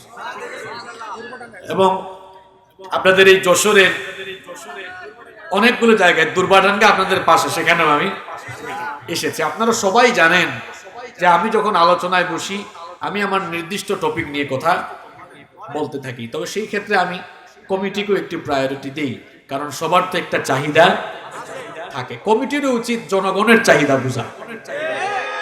আমরা মানুষের চাহিদা বুঝে কথা বলি, কিন্তু কমিটি যদি জনগণের চাহিদা না বুঝে আমরা কি করবো বলেন? মাইক হচ্ছে একটা মাহফিল বাস্তবায়নের জন্য সবচেয়ে গুরুত্বপূর্ণ একটি ব্যাপার। কারণ সাউন্ড কোয়ালিটি যদি ভালো না থাকে, মানুষ কষ্ট করে এসে তারা আরো মনে কষ্ট বেদনা নিয়ে যায় যে আসলাম শোনার জন্য, ভালো করে শুনতে পারতেছে না। কোরআন তো হচ্ছে আমাদের হৃদয়ে খোরাক যোগাবার একটি জিনিস, ঠিক কি না? কোরআনুল কারীম এটি এমন একটি কিতাব, এই কিতাবের কাছে আসলে ইজ্জত বাড়ে, সম্মান বাড়ে। আর কোরআন থেকে যারা মুখ ফিরায়, কোরআন প্রচারে যারা বাধা বিঘ্নতা সৃষ্টি করে, এরা ধ্বংসের অতল গহ্বরে নিপতিত হয়। কোরআনের কাছে আসবেন, আপনার ইজ্জত বাড়াই দিবেন কে? কোরআনের কাছে এসেছিলেন সাইয়েদনা ওমর ইবনুল খাত্তাব রাদিয়াল্লাহু আনহু। কোরআনুল কারীমের কাছে আসার আগ পর্যন্ত তার এত মান মর্যাদা, এত সম্মান ছিল না। কিন্তু যখনই তিনি কোরআনুল কারীমের কাছে চলে আসলেন, তার মর্যাদা এত বেশি বাড়লো, এত বেশি বাড়লো যে পৃথিবীতে থেকেই তিনি জান্নাতের সার্টিফিকেট পেয়ে বিদায় হয়েছেন। আল্লাহর নবীও তার ব্যাপারে বলেছেন, লা নাবিয়্যা ওয়ালা রাসূলা মিন বা'দি, আমার পরে কোনো নবী নাই, আমার পরে কোনো রাসূলও নাই। লাউ কানা নাবিয়্যাম মিন বা'দি লাকানা উমর, আমার পরে কেউ যদি নবী হওয়ার যোগ্যতা রাখতো, কেউ যদি নবী হতো, আমার ওমর আমার পরে নবী হয়ে যেত। আল্লাহু আকবার। কোরআনের কাছে আসায় তার মর্যাদা বেড়েছে না কমেছে? একই বৈঠকে, একই মিটিং এ থাকা আরেকজন লোক আবু জাহাল, এই লোকটা কোরআনের কাছে আসলো না, বরং যখন যেখানে সুযোগ পেয়েছে কোরআন প্রচারে বাধা বিঘ্নতা সৃষ্টি। তার ইজ্জত সম্মান বাড়ছে না কমছে? বেজ্জতির সাথে দুনিয়া থেকে সে বিদায় হয়েছে। এই আবু জেহেল লোকটা কোরআন প্রচারে সব সময় বাধা এবং বিঘ্নতা সৃষ্টি করেছে। আমার ভাইয়ের আজও পৃথিবীর বহু জায়গায় কোরআন প্রচারে বাধা বিঘ্নতা আছে না নাই? কোরআন প্রচারে বাধা বিঘ্নতা সৃষ্টি করা এটা আজকে নতুন কোনো বিষয় নয়। যেই যুগে কোরআন নাজিল হয়েছিল, সেই যুগের কাফের মুশরিকরাও কোরআন প্রচারে বাধা বিঘ্নতা সৃষ্টি করত। রব্বুল আলামিন সেই যুগের কাফের মুশরিকদের সেই চরিত্র কোরআনুল কারীমে তুলে ধরেছেন। وقال الذين كفروا لا تسمعوا لهذا القرآن والغوا فيه لعلكم تغلبون। আল্লাহ তাআলা বলছেন, এই কাফেররা বলতো, লা তাসমাউ লিহাদাল কুরআন, খবরদার কোরআন শোনো না, কোরআন শুনতেও দিও না। যেখানে কোরআন প্রচার করার ব্যবস্থা করা হবে, ওয়ালগাও, সেখানে গিয়ে বাধা দাও, বিশৃঙ্খলা লাগাও, গন্ডগোল লাগাও, ঝামেলা পাকাও। আমার ভাইয়েরা, যেই যুগে কোরআন নাজিল হয়েছিল, সেই যুগের কাফের মুশরিকগুলো কোরআন প্রচারে এভাবে বাধা দিত, বিঘ্নতা সৃষ্টি করত। তাদের চরিত্র কোরআনুল কারীমে তুলে দিয়েছেন কে? ওই যুগের নামধারী কাফের মুশরিকরা এখনো দুনিয়াতে নাই ঠিক, কিন্তু তাদের চরিত্র ধারণকারী, তাদের চরিত্র লালনকারী আবু জেহেলীয় চরিত্রের মানুষ এখনো দুনিয়াতে আছে। তারাও কোরআন প্রচারে বিভিন্ন কায়দায় বাধা বিঘ্নতা সৃষ্টি করে।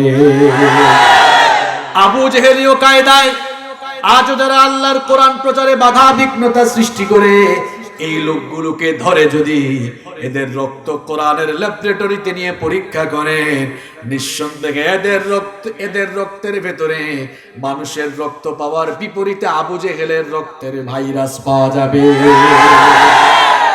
মানে কোরআন প্রচারে সে এত কায়দা কানুন করে বাধা বিঘ্নতা ঘটায় কেন?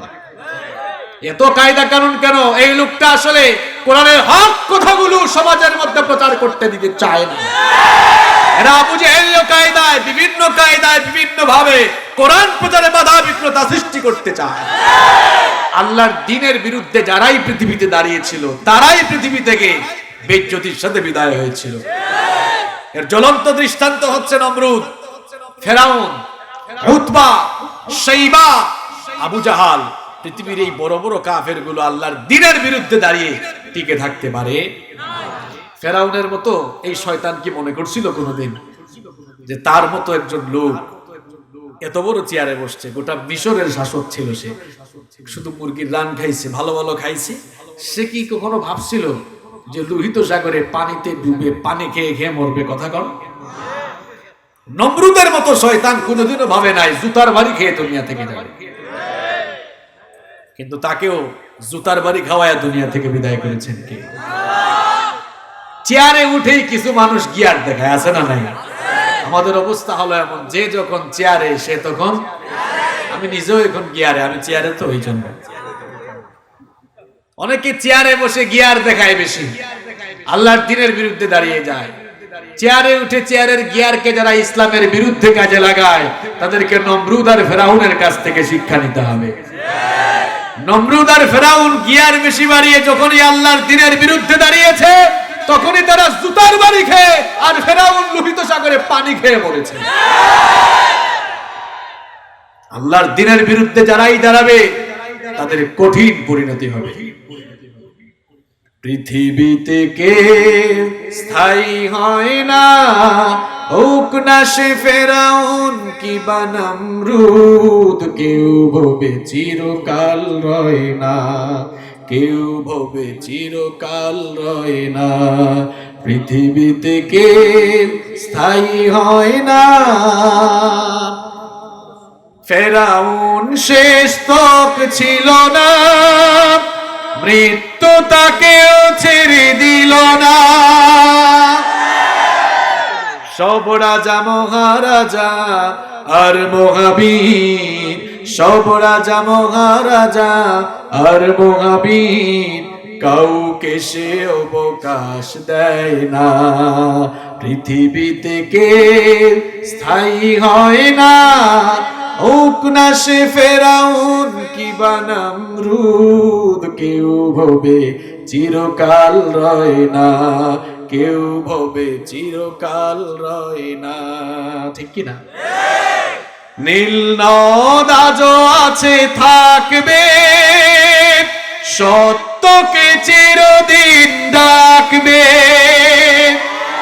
নীল নদ আজও আছে থাকবে, সত্যকে চিরদিন ডাকবে। ডেকে ডেকে বলে যাবে দিন ও রাত, ডেকে ডেকে বলে যাবে দিন ও রাত, কেউ যেন ফেরাউন হয় না। পৃথিবীতে কে স্থায়ী হয় না, হোক না সে ফেরাউন কিবা নমরুদ, কেউ ভবে চিরকাল রয় না, কেউ ভবে চিরকাল রয় না। ঠিক কি না? কেউ থাকবে না, চেয়ারের জায়গায় থাকবে, চেয়ারে বসে থাকা লোক। দেখেন এখানে এই চেয়ারে আমি বসার আগে মাওলানা রবিউল ইসলাম সাহেব কথা বলেছেন, তিনি চলে গেলেন, চেয়ারের জায়গায় ব্যক্তি চলে গেল, এরপরে আমি আসলাম, আমিও চলে যাব। চেয়ারের জায়গায় থাকবে, কিন্তু ব্যক্তির পরিবর্তন হয়ে যেন চেয়ারের গিয়ারই আল্লাহর দ্বীনের বিরুদ্ধে কাজে লাগালে চলবে না। কারণ ইতিপূর্বে যারাই নিজেদের চেয়ারের গিয়ারকে আল্লাহর দ্বীনের বিরুদ্ধে উঠিয়েছে তারা বেজ্জতির সাথে দুনিয়া থেকে বিদায় হয়েছে। আর আপনি যদি আল্লাহর দ্বীনের পক্ষে থাকেন আপনার মর্যাদা বাড়িয়ে দিবেন কে? বিশেষ করে আমি যুবক ভাইদেরকে বলতে চাই, যুব সমাজ হচ্ছে ইসলামের প্রাণশক্তি, যুব সমাজ হচ্ছে ইসলামের মেরুদণ্ড। ইসলামের জন্য এই যুবকরাই সবচেয়ে বেশি অবদান রেখেছে। ইসলাম প্রচার এবং প্রতিষ্ঠায় এই যুবকদের অবদান, যুবকদের কন্ট্রিবিউশন, যুবকদের ভূমিকা সবচাইতে বেশি। যুবকরা ইসলামের জন্য সবচাইতে বেশি অবদান রেখেছে। রাসূল করিম সাল্লাল্লাহু আলাইহি ওয়াসাল্লাম যখন দ্বীনের দাওয়াত দিলেন, সর্বপ্রথম ইসলাম যারা কবুল করলো তাদের মধ্যে বুড়া মানুষের সংখ্যা বেশি না যুবকদের সংখ্যা বেশি? যুবকরাই ইসলাম গ্রহণের সবচাইতে বেশি এগিয়ে ছিল। সর্বপ্রথম ইসলাম কবুলকারীদের মধ্যে যুবকদের সংখ্যা সবচাইতে বেশি ছিল। আবার ইসলামের জন্য ত্যাগ, তিতিক্ষা আর কুরবানের নজরানা পেশ করার বেলায় যুবকরা সবচাইতে এগিয়ে না পিছিয়ে। ইসলামের জন্য যখন মার খাওয়া দরকার হয়েছে, মার খেয়েছে খাব্বাব, মার খেয়েছে খুবাইব, মার খেয়েছে বেলাল, মার খেয়েছে ইয়াসিন, সবাই তো যুবক ছিল। আমার কলিজার টুকরা যুবক ভাইয়েরা ভালো করে শুনেন, আল্লাহর দ্বীনের জন্য যুবকদের অবদানই সবচাইতে বেশি ছিল। আল্লাহর দ্বীন কবুল করার পর জুলুম নির্যাতনের সম্মুখীন হয়েও এই যুবক আর তরুণরা কখনো পিছপা হয়ে যায় নাই। জুলুম নির্যাতনের সম্মুখীন হয়েও জ্বলন্ত কয়লার সামনে দাঁড়িয়েও ঈমানটা তারা ছেড়ে দেয় নাই। বেলাল যখন ইসলাম কবুল করলেন, উমাইয়া বিন খালফের গোলাম ছিলেন, ইসলাম কবুল করার কারণে উমাইয়া বিন খালফ তার খাওয়া দাওয়া বন্ধ করে দিল। খাওয়া দাওয়া বন্ধ করার পরও যখন তাকে দিয়ে দিন ছাড়ানো যায় না, উমাইয়া বিন খালফ তখন বেলাল রাদিয়াল্লাহু আনহুর উপরে শারীরিক নির্যাতন শুরু করে দিল।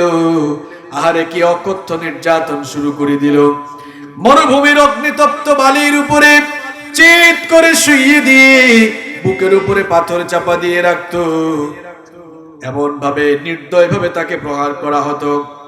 মারতে মারতে, আঘাত করতে করতে তার পুরো দেহটাকে রক্তাক্ত করে দেওয়া হতো, জখম করে দেওয়া হতো, মারতে মারতে অজ্ঞান করে ফেলা হতো। এরপরে তার কাছে এসে যখন বলা হতো, বেলাল রে এখনো সময় আছে, ঈমান ছেড়ে দে, নইলে তোর জীবনটা দিয়ে দেওয়া লাগবে। আল্লাহর বান্দা বেলাল তখন বললেন, ভালো করে শুনে রাখো, আল্লাহর বান্দা বেলাল তার জীবন দিবে, তারপরেও তোদের কাছে ঈমান দিবে না। আমার যুবক ভাইরা, আমার তরুণ ভাইরা, আল্লাহর জমিনে আল্লাহর কোরআনের রাজ, আল্লাহর দ্বীন এমনি এমনি কায়েম হয় নাই। আল্লাহর দ্বীন কায়েমের জন্য আল্লাহর জমিনে যুবকরাই রক্ত ঢেলে দিয়েছে। যুবকদের রক্তমাখা পিচ্ছিল পথ পাড়ি দিয়েই আল্লাহর জমিনে আল্লাহর দ্বীন কায়েম হয়েছে, ঠিক কি না? কেউ কি এখন বলে আদর্শ দিয়ে শুধু ইসলাম কায়েম হয়েছে। আদর্শ দিয়ে ইসলাম কায়েম হয়েছে কথাটি পুরো সত্য নয়, আংশিক সত্য। আপনাকে পুরোটা বলতে হবে। যদি আদর্শ দিয়ে ইসলাম কায়েম হতো তাহলে নবীজির আদর্শ কি খারাপ ছিল? নাউযুবিল্লাহি মিন যালিক। আমার নবীর আদর্শেই কাফের মুশরিকরা মুগ্ধ হয়ে তারা নিজেরাই নবীজিকে আল আমিন উপাধি দিয়েছিল। আল আমিন উপাধি দেওয়ার পরও ঈমান আনছে তারা? কথা কর না কেন, ঈমান আনছে। আমার নবীকে আল আমিন বলল, বিশ্বস্ত বলল, আমানতদার হিসেবে তারা স্বীকৃতি দিল, কিন্তু ঈমান আনলো না। বহু নির্যাতন শুরু করলো নবীজির উপরে, সাহাবীদের উপরে। শুধু আদর্শ দিয়ে ইসলাম আসে নাই, আদর্শ এবং রক্ত, এই দুটোর মাধ্যমে আল্লাহর জমিনে আল্লাহর দ্বীন কায়েম হয়েছে। সাইয়েদনা বেলাল রাদিয়াল্লাহু আনহুর উপরে অমানবিক নির্যাতন শুরু হয়ে গেল। মক্কার উশৃঙ্খল যুবকদেরকে ডেকে উটের রশি দিয়ে তাকে বেঁধে মক্কার অলিতে গলিতে তাকে নিয়ে টানা হেচড়া করা হতো। এইভাবে করে আল্লাহর দ্বীনের জন্য মার খেয়েছেন বেলাল, তিনিও যুবক ছিলেন। আল্লাহর দ্বীনের জন্য মার খেয়েছেন খাব্বাব, তিনিও যুবক ছিলেন। যুবক আর তরুণদের ত্যাগ আর নজরানার কারণে আল্লাহর জমিনে আল্লাহর দ্বীন কায়েম হয়েছে। সাইয়েদনা খাব্বাব রাদিয়াল্লাহু আনহুকে ওমর ইবনুল খাত্তাব রাদিয়াল্লাহু আনহু তার শাসন আমলে খালি গায়ে দেখলেন তার কোমরটা অনেক চিকন, পিঠের মধ্যে অনেক বড় বড় গর্ত। ওমর রাদিয়াল্লাহু আনহু তখন বললেন, ও ভাই খাব্বাব, তোমার কোমরটা এত চিকন কেন? আর তোমার পিঠের মধ্যে এত বড় বড় গর্তের দাগ কেন? তিনি তখন বললেন, ওগো ওমর, ভুলে গেলেন নাকি সেই দিনগুলোর কথা? ইসলাম কবুল করার কারণে কাফের মুশরিকগুলো আমার খাওয়া দাওয়া বন্ধ করে দিয়েছিল। খাওয়া দাওয়া বন্ধ করেও আমাকে দিয়ে দিন ছাড়াতে পারে নাই। এরপরে তারা আমার উপরে এমন অমানবিক, অকথ্য আর অবর্ণনীয় নির্যাতন শুরু করলো। জ্বলন্ত কয়লার উপরে চিৎ করে শুইয়ে দিয়ে বুকের উপরে পাথর চাপা দিয়ে রেখে দিত। আল্লাহু আকবার! আমার বাবারা, আমার ভাইয়েরা, আমরা তো ফ্রি ঈমান পেয়েছি, ঈমানের জন্য কোনো বিনিময় দেয় নাই। আর সেই যুগের ঈমানদাররা ফ্রি ঈমান পান নাই। ইমানের জন্য বিনিময় দিয়েছেন, ইমানের জন্য এমন বিনিময় দিয়েছেন, ইমানের জন্য জ্বলন্ত কয়লার উপরে চিত হয়ে তারা শুয়ে গিয়েছে। খাব্বাব রাদিয়াল্লাহু আনহু বলছেন, জ্বলন্ত কয়লার উপরে চিত করে শুইয়ে দিয়ে বুকের উপরে পাথর চাপা দিয়ে রাখতো, আগুন জ্বলে জ্বলে আমার গোশতের ভেতরে ঢুকতো, শরীরের রক্ত আর চর্বি গলে গলে পুড়ে আগুন নিভে যেত। আমার ভাইয়েরা, আল্লাহর জমিনে আল্লাহর কোরআনের শাসন এমনি এমনি পাওয়া যাবে না। আল্লাহর জমিনে যদি আল্লাহর কোরআনের শাসন পেতে চাই, তাহলে যুবক আর তরুণদেরকে খাব্বাবের ভূমিকা অবতীর্ণ হয়ে ঈমানের অগ্নি পরীক্ষা দেওয়ার জন্য প্রস্তুত থাকা লাগবে। এমনি এমনি পাওয়া যাবে না। আল্লাহর নবীর সাহাবীরা নিজেদের রক্ত আল্লাহর জমিনে ঢেলে দিয়ে এরপরে আল্লাহর জমিনে আল্লাহর দ্বীন কায়েম করেছেন, ঠিক কি না? আমি বলছিলাম যে এই আল্লাহর দ্বীন কায়েমে, ইসলামের প্রচার এবং প্রতিষ্ঠায় যুবকদের অবদানের কথা। ইসলাম প্রচারের বেলায়, ইসলাম কবুল করার বেলায় যুবকরা এগিয়ে না পিছিয়ে? কথা কন না কেন, এগিয়ে না পিছিয়ে? পেছনের বাবারা, ভাইরা, আপনারা শুনতে পাচ্ছেন? শোনা যাচ্ছে এখন না? আলহামদুলিল্লাহ। ইসলাম কবুল করার বেলায় যুবকরা এগিয়ে, মার খাওয়ার বেলায় যুবকরা এগিয়ে না পিছিয়ে? বর্তমান যুব সমাজ ফেসবুক নিয়ে ব্যস্ত, মোবাইল নিয়ে ব্যস্ত, পৃথিবীর বিভিন্ন প্রান্তে মুসলমানরা মার খায় আর যুবকরা এখন ঘুমায় আছে। আমার যুবক আর তরুণ ভাইদেরকে বলতে চাই, এইরকম ঘুমন্ত বিবেক নিয়ে থাকলে মুসলমানদের অবস্থা আরো করুণ হবে। ঘুমন্ত বিবেকটাকে জাগ্রত করে আল্লাহর জমিনে আল্লাহর দ্বীন কায়েমের জন্য খাব্বাবের ভূমিকা অবতীর্ণ হওয়া লাগবে। আপনাদের মতো যুবক আর তরুণদের সাহসী ভূমিকার কারণেই মার খাওয়া ইসলাম শক্তিশালী হয়ে উঠেছে। আল্লাহু আকবার। দুর্বল ইসলাম শক্তিশালী হয়েছে যুবকদের সাহসী ভূমিকার কারণে। ওমর রাদিয়াল্লাহু আনহু, নাম শুনছেন তো আপনারা? খুব নরম মানুষ, তাই না? হ্যাঁ, গরম মানে একটু বেশি গরম, বেশি গরম। ওমর রাদিয়াল্লাহু আনহু যখন ইসলাম কবুল করলেন, ইসলাম কবুল করার পর রাসূল করিম সাল্লাল্লাহু আলাইহি ওয়াসাল্লামকে তিনি জিজ্ঞেস করলেন, প্রশ্ন করলেন, আলাসনা আলাল হক, আমরা কি হকের উপরে প্রতিষ্ঠিত নই? রাসূল করিম সাল্লাল্লাহু আলাইহি ওয়াসাল্লাম তখন বললেন, বালা, অবশ্যই আমরা হকের উপরে প্রতিষ্ঠিত।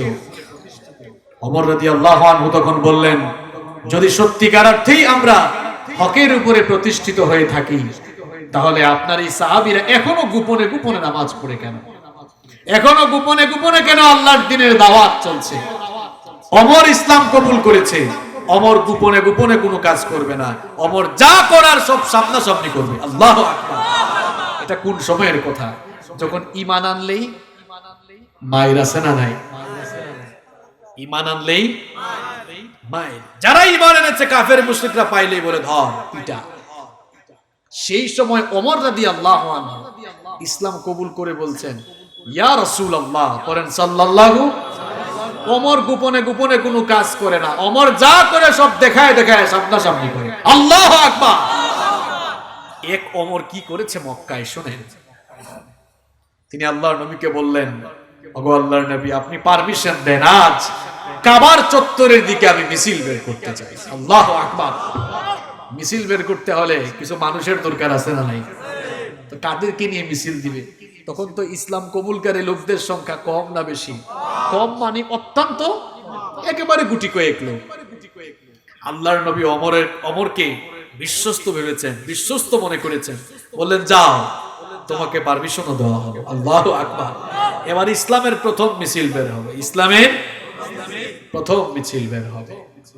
ওমর রাদিয়াল্লাহু আনহু ওই গুটি কয়েক লোককে লাইন ধরালেন, নবী করিম সাল্লাল্লাহু আলাইহি ওয়াসাল্লামকে মিছিলের মাঝখানে রেখে দিলেন, আর সামনে দাঁড়িয়ে মিছিলে দুইজন নেতৃত্ব দিলেন।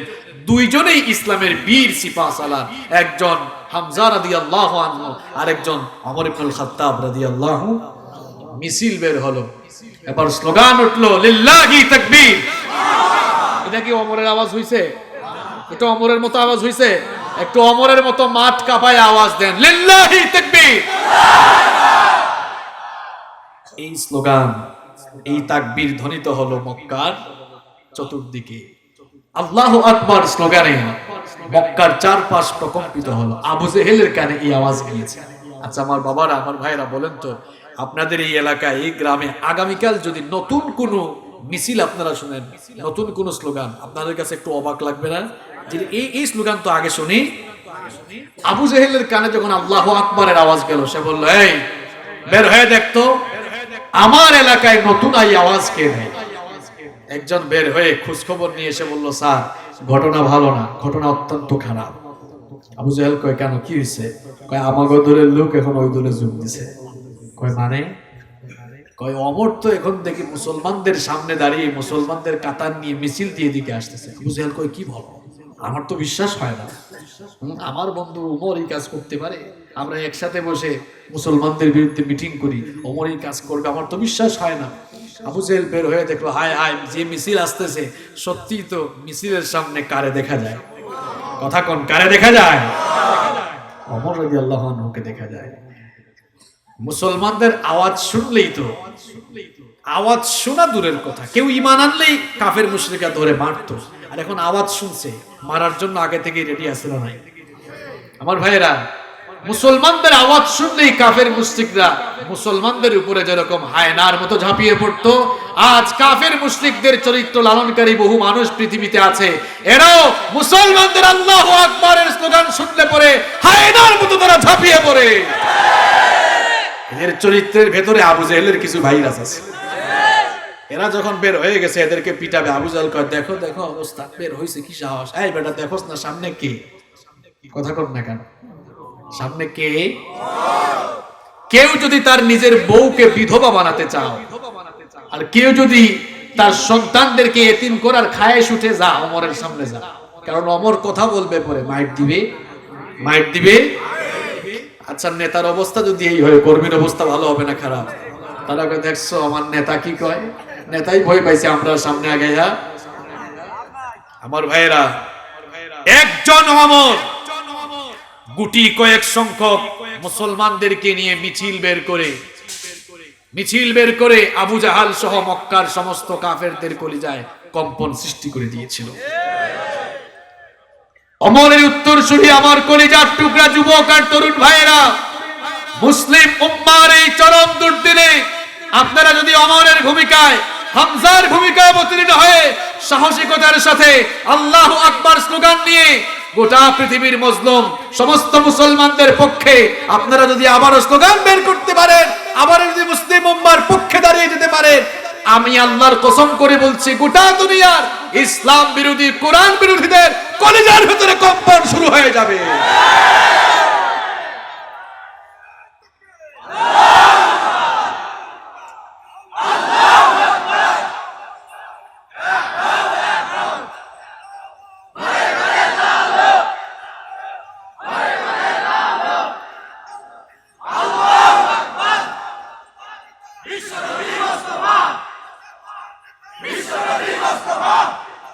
শুধু এক হইলে চলবে না, ঘুমটাও জাগাইতে হবে, ঘুম ভাঙতে হবে, ঠিক না?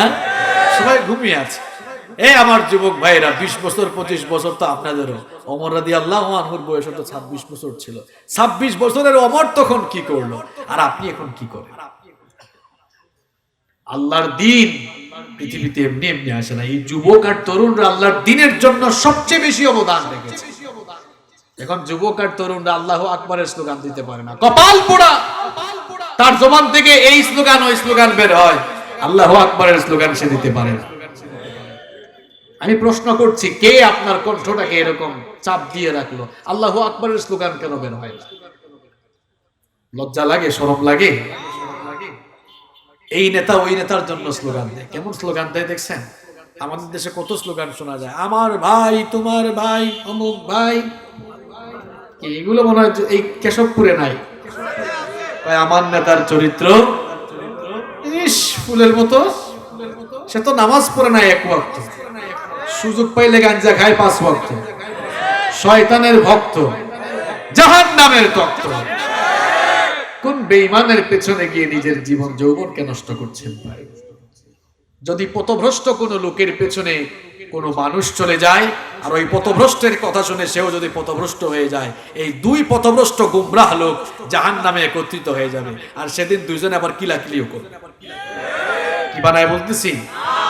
আল্লাহর কোরআনে আল্লাহ তাআলা সব ওপেন করে সুন্দর করে খুলে খুলে বলে দিয়েছেন। কিয়ামতের দিন পথভ্রষ্ট নেতা আর পথভ্রষ্ট কর্মীরা জাহান্নামে মুখোমুখি হবে। পথভ্রষ্ট নেতাদের কর্মীগুলো তাদেরকে পেয়ে আটকাবে বলবে, কি কোথায় যান, দাঁড়ান, কথা আছে, কি আছে, কি আছে, কি কথা? রব্বুল আলামিন কোরআনুল কারীমে তুলে দিয়েছেন, فقال الضعفاء للذين استكبروا إنا كنا لكم تبعا فهل أنتم مغنون عنا من عذاب الله من شيء। তারা বলবে ইন্না কুন্না লাকুম তাবআন।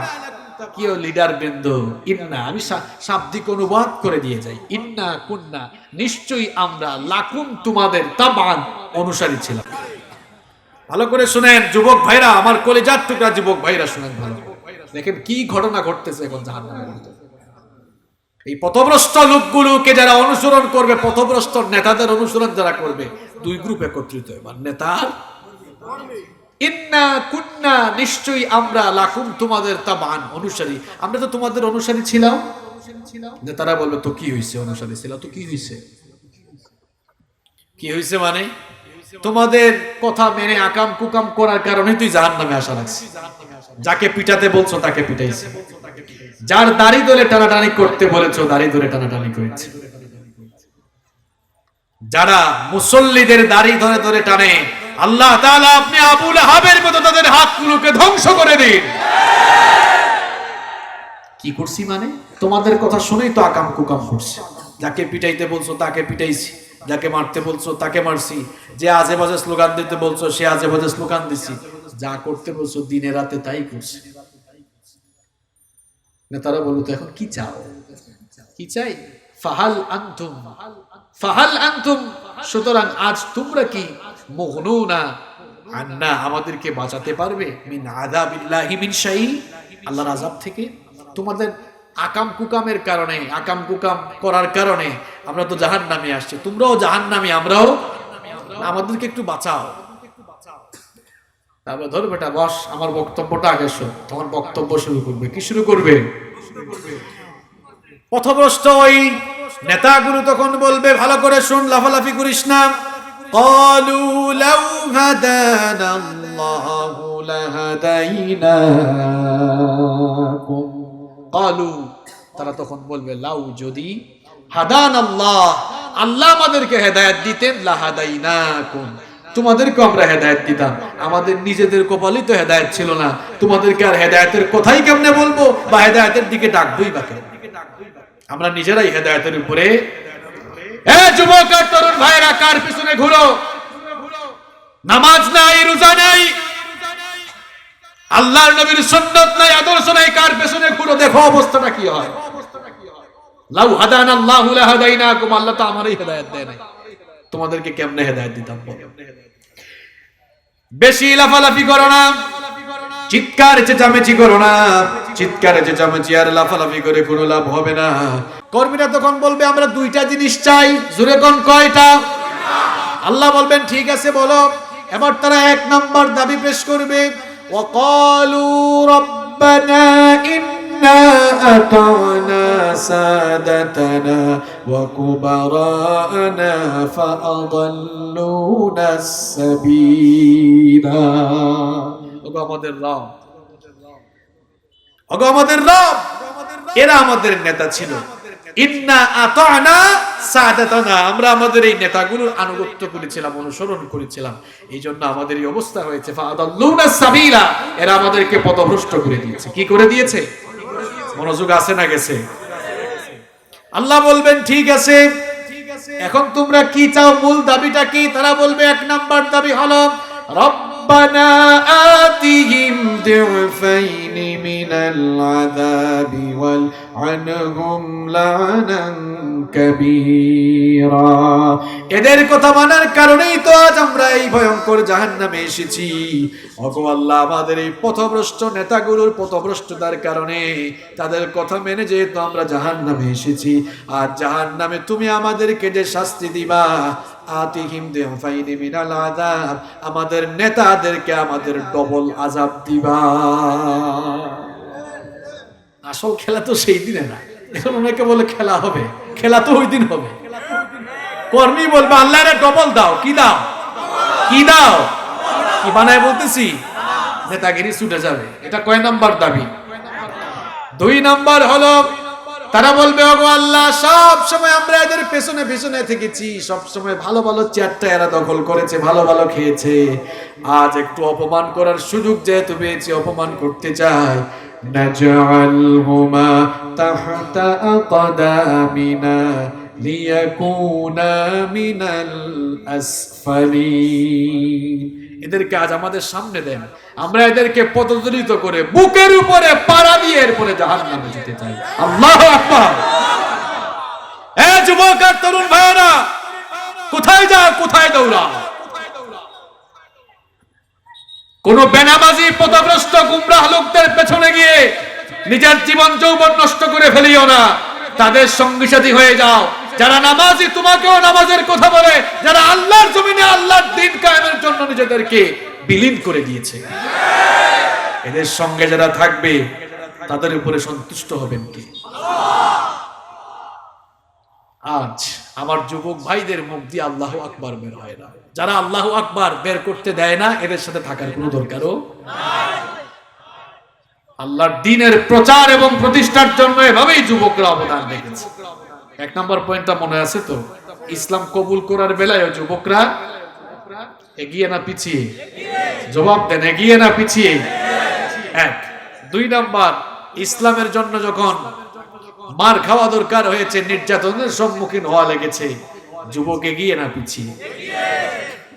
3 নাম্বার, ইসলামকে সংকটাপন্ন অবস্থা থেকে বের করে আনার বেলায়ও যুবকরা এগিয়ে না পিছিয়ে? নাম্বার 4 এবং সর্বশেষ পয়েন্টটা বলছি, আল্লাহর দ্বীনের জন্য যখন জীবন দেওয়ার দরকার হয়েছে, তখনও যুবক এগিয়ে না পিছিয়ে?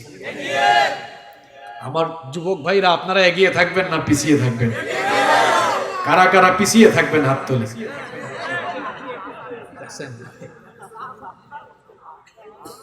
ইসলামের জন্য, কোরআনের জন্য, আল্লাহর জন্য, রাসূলের জন্য জীবন দেওয়ার দরকার হলে ঘরে বসে না থেকে জীবন দিতে কারা কারা প্রস্তুত? দুহাত তুলে আল্লাহকে দেখান।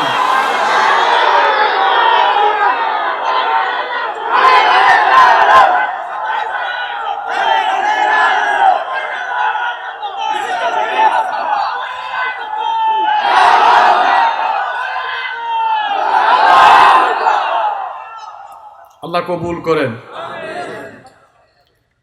ইসলামের জন্য যখন জীবন দেওয়ার দরকার হয়েছে, আল্লাহর নবীর সাহাবীরা পিছপা হয় নাই,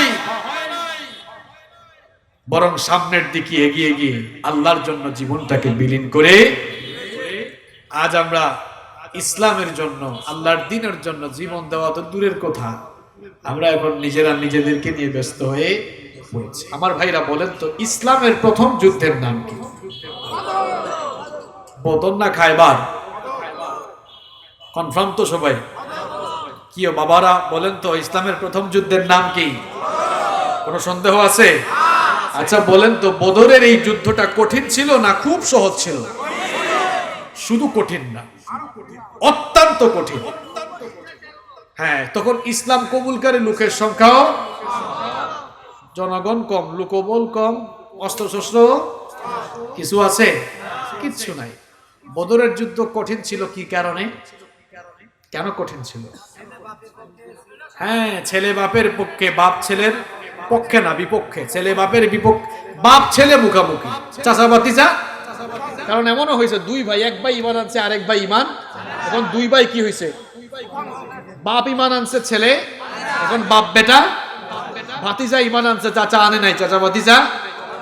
এটা কি সোজা কথা? শুধুমাত্র ঈমানের জন্য বাপ ছেলের বিরুদ্ধে, ছেলে বাপের বিরুদ্ধে, চাচা ভাতিজার বিরুদ্ধে, ভাতিজা চাচার, এটা কি সোজা কথা? আল্লাহর নবী বদরের ময়দানে সাহাবীদেরকে নিয়ে যখন গেলেন খুব চিন্তিত হয়ে গেলেন। হাদিসটি মুসলিম শরীফের মধ্যে এসেছে। আল্লাহর নবী খুব দুশ্চিন্তাগ্রস্ত। একজন সাহাবী, তার নাম হচ্ছে মিকদাদ রাদিয়াল্লাহু আনহু, আল্লাহর নবীর দিকে তাকিয়ে বুঝতে পারলেন আল্লাহর নবী দুশ্চিন্তা করছেন। তিনি দাঁড়িয়ে বললেন, ফাকাম আল মিকদাদ বিন আমর রাদিয়াল্লাহু, তিনি দাঁড়িয়ে বললেন, ওগো আল্লাহর নবী, দুশ্চিন্তা করছেন কেন, টেনশন করছেন কেন? ইমদি লিমা আরাকাল্লাহ ফানাহনু মাক, আল্লাহ তাআলা যেদিকে আপনাকে আদেশ দিয়েছেন সেদিকেই আমাদেরকে নিয়ে চলুন, আমরা আপনার সাথে আছি। আল্লাহু আকবার। এমন কঠিন সময়ে এই কথা বলার পর আল্লাহর নবীর দুশ্চিন্তা থাকবে না চলে যাবে? আল্লাহর নবী তাকালেন, কি বলছে? মিকদাদ রাদিয়াল্লাহু আনহু বলছেন, আপনি চিন্তা কইরেন না, ওয়াল্লাহি, আল্লাহর কসম করে বলছি, লা নাকুলু লাকা কামা ক্বালাত বানু ইসরাঈল লিমূসা, বনি ইসরাইলের লোকেরা তাদের নবী মুসা আলাইহিস সালামের সাথে যে চরম দুর্ব্যবহার করেছিল, আমরা আপনার সাথে সেই দুর্ব্যবহার করব না। বনি ইসরাইল নাম শুনছেন তো আপনারা? এরা পৃথিবীর সবচেয়ে নিয়ামতপ্রাপ্ত জাতি, আবার এরাই হচ্ছে পৃথিবীর সবচেয়ে অভিশপ্ত। অভিশপ্ত হবে না কেন? দেখেন এরা কামটা করছে কি। তাদের নবী মুসা আলাইহিস সালামের সাথে তারা যুদ্ধের ময়দানে গিয়েছে। যুদ্ধের ময়দানে গিয়ে মানুষ যুদ্ধ করবে না খেলা দেখবে? কি করবে? কিন্তু এরা কামটা করছে কি জানেন? যুদ্ধের ময়দানে গিয়ে মুসা আলাইহিস সালামকে বলল, মুসা, আমরা কিন্তু যুদ্ধ করার জন্য আসি নাই। মুসা আলাইহিস সালাম বললেন, মানে তো কেন আসছো? কয়, ইযহাব আনতা ওয়া রাব্বুকা ফাকাতিলা ইন্না হাহুনা কাঈদুন, আমরা আসছি তোমার আর তোমার আল্লাহর খেলা দেখার জন্য। তুমি আর তোমার আল্লাহ গিয়ে কাফেরদের বিরুদ্ধে যুদ্ধ করো, আমরা এখানে দাঁড়ায় দাঁড়ায় দেখি। নাউযুবিল্লাহ। কি অভিশপ্ত জাতি এরা। তো মিকদাদ রাদিয়াল্লাহু আনহু বললেন, আমরা এদের মতো ব্যবহার আপনার সাথে করব? আমরা আপনাকে ঘোষণা করছি, ইযহাব আনতা ওয়া রাব্বুকা ফাকাতিলা ইন্না মাআকুমা মুকাতিলুন, আল্লাহ তাআলা যেদিকে আদেশ করেছেন সেখানেই নিয়ে চলুন। যতক্ষণ দেহে প্রাণ থাকবে আল্লাহ আর তার রাসূলের জন্য আমরা লড়াই করে যাব। আল্লাহু আকবার। আমরা এসেছি লড়াই করার জন্য, বসে থাকার জন্য এসেছি, জীবন দেওয়ার জন্য, বাঁচার জন্য নয়। আল্লাহু আকবার। মুসলমানরা যেদিন থেকেই শাহাদাতের চেতনা ভুলে গিয়েছে সেদিন থেকেই মুসলমানরা বিড়ালের জাতিতে পরিণত হয়ে পৃথিবীতে মজলুম জাতিতে পরিণত হয়েছে। শাহাদাতের জজবা মুসলমানদের ভেতরে নাই। পূর্বপুরুষদের ইতিহাস দেখেন, কি জজবাটা ছিল। লড়াইয়ের ময়দানে গিয়ে বলেছে, আল্লাহর নবী, এখানে জীবন দিতে এসেছি, ফিরে যেতে আসি নাই। আল্লাহু আকবার। আল্লাহর নবী এই কথা শুনে খুশি হয়ে গেলেন। খুশি হয়ে বললেন, এই যদি তোমাদের মনোবাসনা হয়ে থাকে, কুমু ইলা জান্নাতিন আরদুহা কাআরদিস সামাওয়াতি ওয়াল আরদ, এই যদি তোমাদের মনোবাসনা হয়, চলো সেই জান্নাতের দিকে, যেই জান্নাতকে আল্লাহ তাআলা তোমাদের মতো শাহাদাত প্রত্যাশী লোকদের জন্য আসমান জমিনের চাইতে আরো বিশাল করে বানিয়েছে। একজন আনসারী সাহাবী, সাহাবীরা দুই প্রকার। কয় প্রকার? আনসার আর মুহাজির। মুহাজির এবং আনসার বুঝেন তো আপনারা? মুহাজির মানে হচ্ছে হিজরতকারী সাহাবী, যারা মক্কা থেকে হিজরত মানে কি? এক স্থান থেকে আরেক জায়গায় যাওয়া। মক্কা থেকে যারা হিজরত করে মদিনায় এসেছেন তাদেরকে বলা হয় মুহাজির। কি বলা হয়? সবাই বলেন, কি বলা হয়? আর এই মুহাজির সাহাবীদেরকে যারা সাহায্য করেছেন, জায়গা দিয়েছেন, আশ্রয় দিয়েছেন, তাদেরকে বলা হয় আনসারী। আল্লাহর নবীর এই বক্তব্য শুনে একজন আনসারী সাহাবী, যুবক মানুষ, যুবক ভাইরা ভালো করে শোনো, একজন যুবক সাহাবী আনসারী, তিনি, তার নাম ছিল উমাইর ইবনুল হুমাম রাদিয়াল্লাহু আনহু। ওয়া কানা ইয়াকুলুত তামর, তিনি তখন খেজুর খাচ্ছিলেন। দেখবেন অনেক সময় অনেক জায়গায় বক্তৃতা হয়, কেউ বাদাম খায়, কেউ চিপস খায়, খায় না এরকম? কেউ চকলেট খায়, যার যা মন চায় খায়। আল্লাহর নবী যখন এই কথা বলছিলেন, বক্তব্য দিচ্ছিলেন, তিনি তখন কি খাচ্ছিলেন? খেজুর খাচ্ছিলেন। আল্লাহর নবীর জবান থেকে এই কথা শুনেই তিনি বললেন, বাখ বাখ ইয়া রাসূলুল্লাহ, পড়েন সাল্লাল্লাহু। তিনি বললেন, হে আল্লাহর রাসূল। বাখ বাখ এটি আঞ্চলিক শব্দ। আমাদের মাতৃভাষা হচ্ছে বাংলা, কিন্তু মাতৃভাষা বাংলা হলেও এক এক অঞ্চলে গেলে দেখবেন এক এক অঞ্চলের এক এক আঞ্চলিক ভাষা। কেমন আছো শুদ্ধ ভাষা। আপনি যদি চট্টগ্রামে যান, আপনাকে বলবে বদ্দা গমাসনি, দেখছেন অবস্থা। নোয়াখালীতে গেলে বলবে কেন আছো, আর আমাদের সিলেটে গেলে বলবে কিতাব আইসাব বালানি। কি বলবে? এক এক অঞ্চলের এক এক ভাষা। সিলেটে গেলে আপনাকে বলবে ভাইসা বাউকা, খাউকা, বউকা, জাক্কা। এক এক অঞ্চলের এক এক ভাষা। এই বাখ বাখ হচ্ছে আঞ্চলিক ভাষা।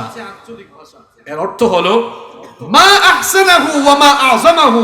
কি ফ্যান্টাস্টিক কথা আপনি বলেছেন। আজ আল্লাহর রাস্তায় আমাদের জীবন যদি চলে যায়, আসমান জমিনের চাইতে আরো বিশাল জান্নাত। আল্লাহর নবী বললেন বালা, অবশ্যই। এই কথা শুনে তিনি বললেন লা ইন আনা হুজ্জিতু আন আকুলা তামারাতি হাদিহি ইন্নাহা লাহায়াতুন তাওয়িলা। আপনার জবান থেকে এই কথা শুনে আমি যদি খেজুর খেয়ে সময় নষ্ট করি, আমার তো জান্নাতে ঢুকতে লেট হয়ে যাবে। জান্নাতে ঢুকতে লেট হোক এটা আমি চাই না। হাতের খেজুর ফেলে দিয়ে উলঙ্গ তরবারি হাতে নিয়ে বীর সিপাহ সালারের মতো তিনি লড়াই করতে লাগলেন। অনেকগুলো কাফেরকে জাহান্নামে পাঠিয়ে তিনিও শাহাদাতের অমীয় সুধা পান করলেন। বদরের শহীদদের লাশগুলো যখন একত্রিত করা হলো, তখন দেখা গেল এই উমাইর শাহাদাত বরণ করেছে। সাহাবীরা তার দেহ মুবারককে দেখিয়ে, তার দেহকে দেখিয়ে, তার লাশকে দেখিয়ে আল্লাহ নবীকে বললেন ইয়া রাসূলুল্লাহ, বলেন সাল্লাল্লাহু। এই লোকটার কথা মনে আছে আপনার? এ তো সেই লোক যে আপনার বক্তব্য শুনে খেজুর খেয়ে সময় নষ্ট করে নাই, শহীদ হওয়ার জন্য এত পাগল হয়েছে, হাতের খেজুর ফেলে দিয়ে আল্লাহর দ্বীনের জন্য আজ বদরের ময়দানে শহীদ হয়ে গেছে। আল্লাহর নবী তখন বললেন আমার সাহাবীরা সবাই সাক্ষী থাকো, সবার সামনে আমি নবী ঘোষণা করছি ইন্নাহু মিন আহলিহা, শাহাদাত প্রত্যাশী এই উমাইরের জন্য আমি সাক্ষ্য দিচ্ছি, নিশ্চয়ই সে আল্লাহর প্রতিষ্ঠিত জান্নাতের ওয়ারিস হয়ে যাবে। আমার যুবক ভাইয়েরা, আমার তরুণ ভাইয়েরা, আল্লাহর জমিনে যখন আল্লাহর দ্বীনের জন্য জীবনটাকে দেওয়ার দরকার হয়েছে, যুবকরা পিছপা হয় নাই।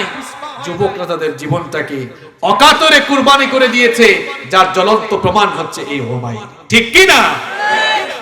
আল্লাহর দ্বীনের জন্য যখন জীবন দেওয়ার দরকার হয়েছে, বাসর সজ্জা ছেড়ে এসে হানজালা রাদিয়াল্লাহু আনহু জীবনটাকে বিলিয়ে দিয়েছে।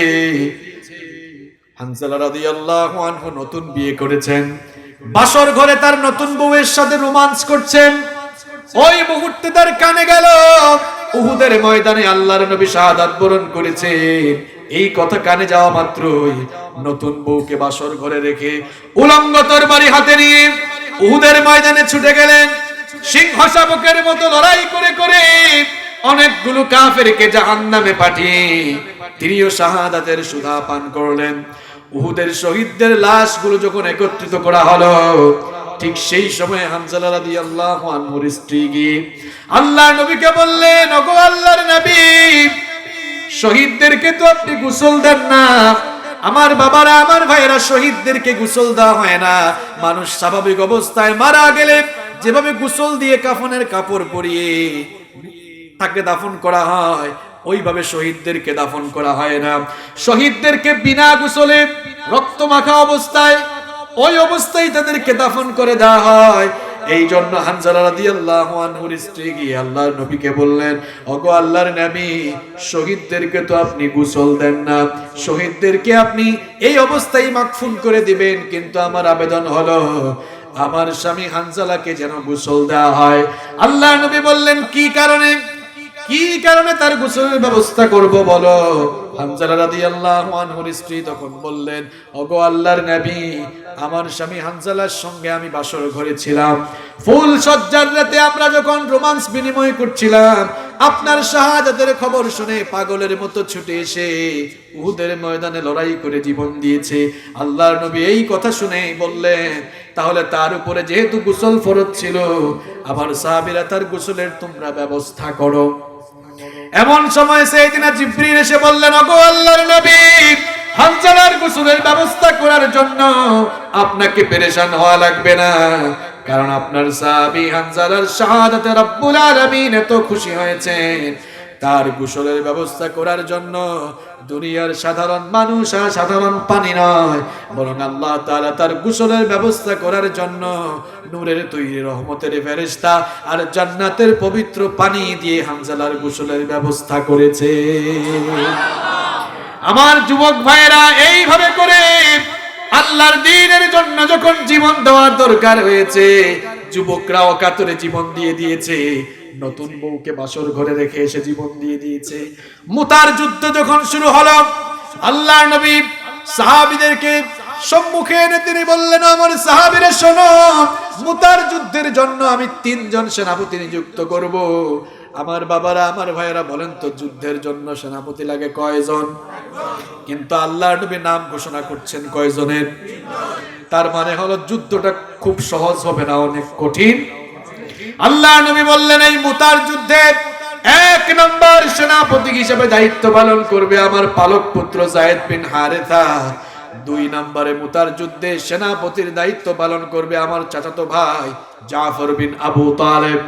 এরপরে 3য় পর্যায়ে মুতার যুদ্ধে সেনাপতি হিসেবে দায়িত্ব পালন করবে আমার সাহাবী আব্দুল্লাহ বিন রাওয়াহা।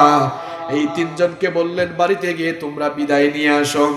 যায়েদ বিন হারেথা তিনি যেহেতু রাসূল করিম সাল্লাল্লাহু আলাইহি ওয়াসাল্লামের পালক পুত্র ছিলেন, এই জন্য তার আর পারমিশন নেওয়ার দরকার হয় নাই।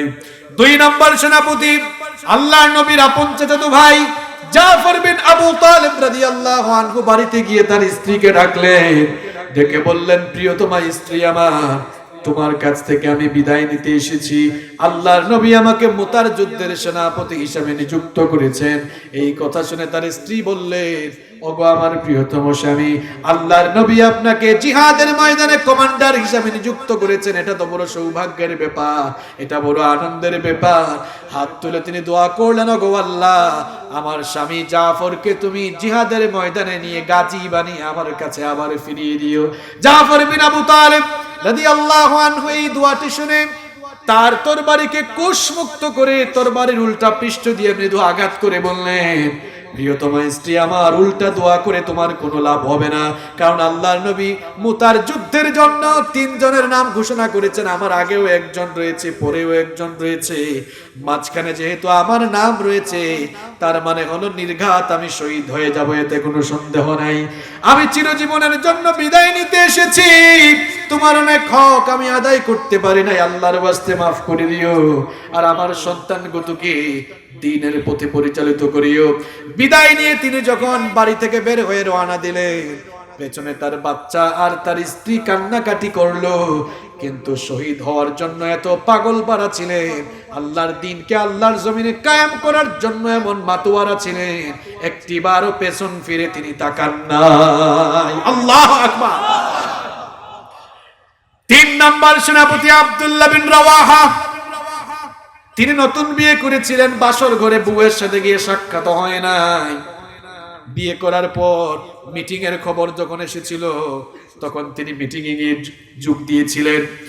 আল্লাহর নবী যখন তাকে সেনাপতি নিযুক্ত করলেন, বাড়ি চলে গেলেন। বাড়িতে গিয়ে তিনি শুনতে পেলেন তার নববধূ, তার নতুন বউ ঘরের ভেতরে কোরআন তেলাওয়াত করছে। দরজায় গিয়ে তিনি আস্তে করে নক দিলেন। ভেতর থেকে তার স্ত্রী বললেন, ঘরের বাহিরে কেন করছো? তিনি পরিচয় দিলেন। পরিচয় দেওয়ার পর তার স্ত্রী বললেন, প্রিয়তম স্বামী আমার, ঘরের বাহিরে কেন আছেন? ভেতরে আসুন, আজকের রাতটি তো আমাদের জন্য সবচাইতে গুরুত্বপূর্ণ রাত। আব্দুল্লাহ বিন রাওয়াহা তখন বললেন, প্রিয়তমা স্ত্রী আমার, আজকের সময়টাও আমার জন্য খুব বেশি গুরুত্বপূর্ণ। আল্লাহর নবী আমাকে মুতার যুদ্ধের কমান্ডার নিযুক্ত করেছেন, আমি তোমার কাছ থেকে বিদায় নিতে এসেছি। নতুন বিয়ে করে তোমার কোনো হকও আমি আদায় করতে পারি নাই, তোমার সাথে সাক্ষাৎ পর্যন্ত হলো না, কথা বলার সুযোগ হলো না। আল্লাহর ওয়াস্তে আমাকে মাফ করে দিও, তোমার কোনো হকও আমি আদায় করতে পারলাম না, বিদায় নেওয়ার জন্য এসেছি, তুমি আমাকে বিদায় দাও আর মাফ করে দাও। তার স্ত্রী তখন বললেন, প্রিয়তম স্বামী আমার, একটিবার আপনি ঘরের ভেতরে আসুন। আব্দুল্লাহ বিন রাওয়াহা তখন বললেন, প্রিয়তমা স্ত্রী আমার, ভালোবাসা নিবেদন করে ঘরের ভেতরে আমাকে আহ্বান করো না, কারণ ঘরের ভেতরে আসার পর আমরা যদি দুজন কথা বলা শুরু করি, হয়তো দুজনের মনে প্রেম ভালোবাসা উদ্ভব হতে পারে, আর এই জন্য জিহাদে অংশগ্রহণ করতে আমার দেরি হয়ে যেতে পারে। এই জন্য আমাকে ভেতরে আহ্বান করো না। তার স্ত্রী তখন বললেন, প্রিয়তম স্বামী আমার, প্রেম ভালোবাসা নিবেদনের জন্য ভেতরে আহ্বান করছি না, বরং একটিবার আপনাকে দেখার জন্য আহ্বান করছি। নতুন বিয়ে হলো আমাদের, আপনিও আমাকে ভালো করে দেখলেন না, আমিও আপনাকে ভালো করে দেখলাম না। একটিবার আপনাকে দেখে চিনে রাখতে চাই, যেন কিয়ামতের দিন আপনাকে দেখে আমি চিনে ফেলতে পারি। আব্দুল্লাহ বিন রাওয়াহা তখন বললেন, প্রিয়তমা স্ত্রী আমার, আমাকে চিনে রাখাই যদি তোমার মনোবাসনা হয়, তোমার উদ্দেশ্য হয়, তাহলে আমাকে দেখাও লাগবে না। কারণ যে রব্বুল আলামিনের জন্য আমি জীবন দিতে যাচ্ছি, আমি বিশ্বাস করি সেই রব্বুল আলামিন কাল কিয়ামতের দিন জান্নাতে তোমাকে আর আমাকে মিলিত করে দিবে। নতুন বিয়ে করেছেন, বউয়ের কাছেও যান নাই, আল্লাহর জমিনে আল্লাহর দ্বীন কায়েমের জন্য, আল্লাহর দ্বীনের জন্য জীবন দেওয়ার জন্য মুতার প্রান্তরে চলে গেলেন। 3 জন সাহাবী শহীদ হয়ে গেছেন। আল্লাহু আকবার। আমার যুবক আর তরুণ ভাইয়েরা, এইভাবে আল্লাহর জমিনে আল্লাহর দ্বীন কায়েমের জন্য, ইসলামের জন্য যুবক আর তরুণরা পিছপা হয় নাই, তাদের জীবনটাকে অকাতরে বিলীন করে দিয়েছে। আমরাও যদি আল্লাহর জমিনে আল্লাহর দ্বীনকে কায়েম করে দিতে চাই, তাহলে আমাদের প্রত্যেককে জীবন দেওয়ার মনোবাসনা নিয়ে প্রস্তুত থাকা লাগবে। আমার যুবক আর তরুণ ভাইয়েরা, শাহাদাতের চেতনা নিজের ভেতরে ধারণ করতে হবে। শাহাদাতের চেতনা যদি হৃদয়ে থাকে, শহীদ না হলেও লাভ আছে না নাই?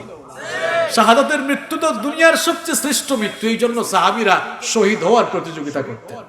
আর আপনারা এখন মাল কামানোর প্রতিযোগিতা করেন, বড় লোক হওয়ার প্রতিযোগিতা করেন, ক্ষমতার প্রতিযোগিতা করেন।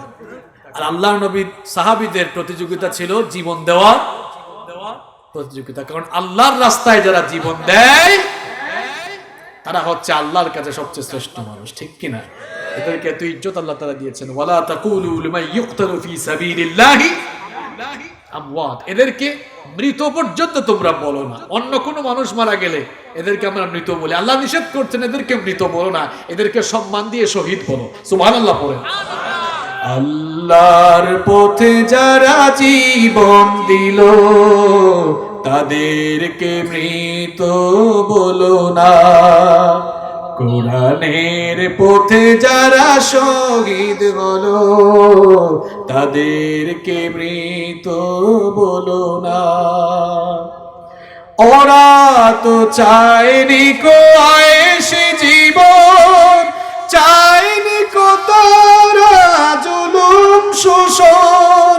আল্লাহর এই পৃথিবীতে তারা, আল্লাহর এই পৃথিবীতে তারা চেয়েছিল এক আল্লাহর শাসন, তাদেরকে মৃত বলো না।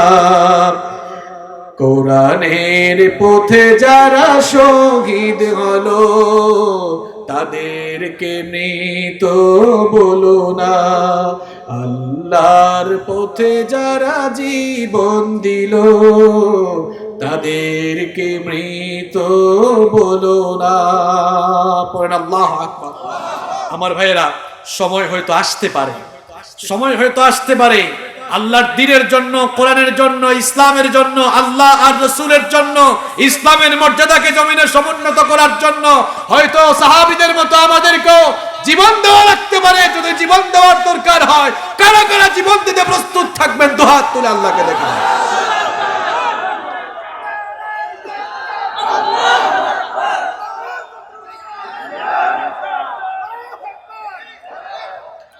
খালি স্লোগান দিলে চলবে না, দেখা যাবে। আল্লাহ যেন আমাদেরকে আল্লাহর দ্বীনের জন্য নিজেদেরকে ডেডিকেট করার তৌফিক দান করেন। আমরা সবাই বলি আমিন। মাহফিল কমিটির সভাপতি সাহেবের বক্তব্য থাকলে শুনবো, না থাকলে সরাসরি মুনাজাতের দিকে চলে যাব। আল্লাহুম্মা আমিন। ربنا ظلمنا أنفسنا وإن لم تغفر لنا وترحمنا لنكونن من الخاسرين ربنا لا تزغ قلوبنا بعد إذ هديتنا وهب لنا من لدنك رحمة إنك أنت الوهاب ربنا إنك جامع الناس ليوم لا ريب فيه إن الله لا يخلف الميعاد رب العالمين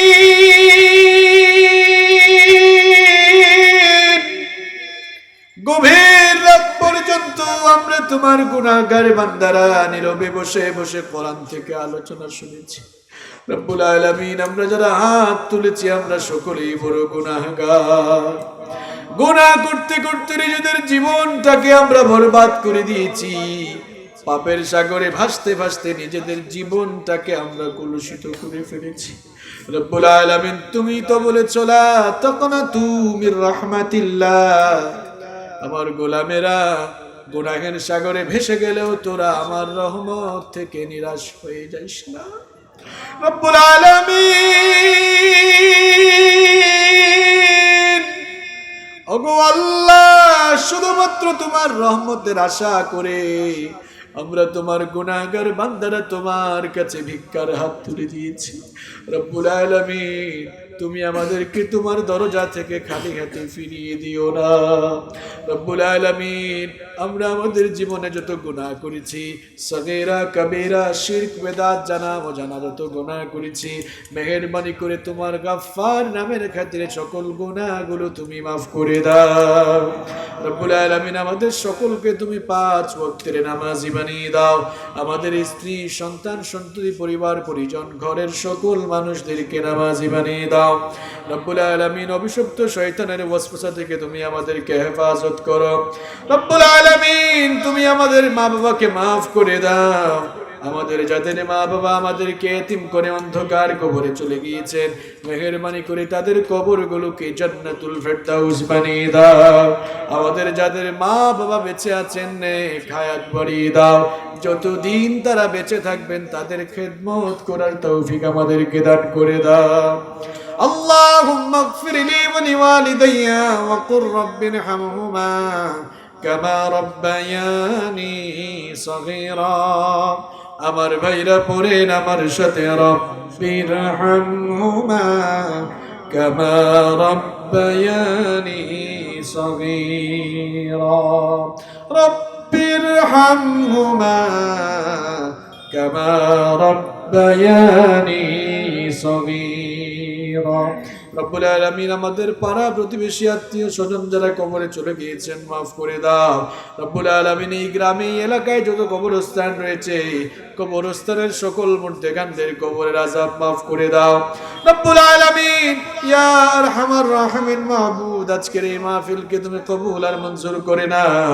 আজকের এই মাহফিল বাস্তবায়নের জন্য টাকা দিয়ে পয়সা দিয়ে মেধা শ্রম বুদ্ধি দিয়ে রাজনৈতিকভাবে প্রশাসনিকভাবে যারা সহযোগিতা করেছেন আর আমরাও যারা মাহফিলে এসেছি কাল কিয়ামতের কঠিন দিনে এই মাহফিলকে আমাদের সকলের জন্য নাজাতের ওসিলা বানিয়ে দিও রব্বুল আলামিন আমার অনেক মা বোনরাও মাহফিলে এসেছেন তাদের গুনাহগুলো মাফ করে দাও তাদেরকে নামাজি বানিয়ে দাও রব্বুল আলামিন তাদেরকে পর্দায় থাকার তৌফিক দাও আমার নিঃসন্তান মা বোনদেরকে সন্তান নামক নিয়ামত দিয়ে ধন্য করে দাও রব্বুল আলামিন আমাদের সকলকে তোমার দ্বীনের পথে পরিচালিত হওয়ার তৌফিক দান করে দাও রব্বুল আলামিন আমার কলিজার টুকরা যুবক ভাইদের গুনাহগুলো মাফ করে দাও রব্বুল আলামিন এদেরকে তুমি দ্বীনের জন্য কবুল করে নাও রব্বুল আলামিন ইয়া আরহামার রাহিমিন মাহমুদ গোটা পৃথিবীর সমস্ত মুসলমানদেরকে একারে নেক বানিয়ে দাও রব্বুল আলামিন মজলুম সকল মুসলমানদের জন্য তুমি অভিভাবক আর সাহায্যকারী হয়ে যাও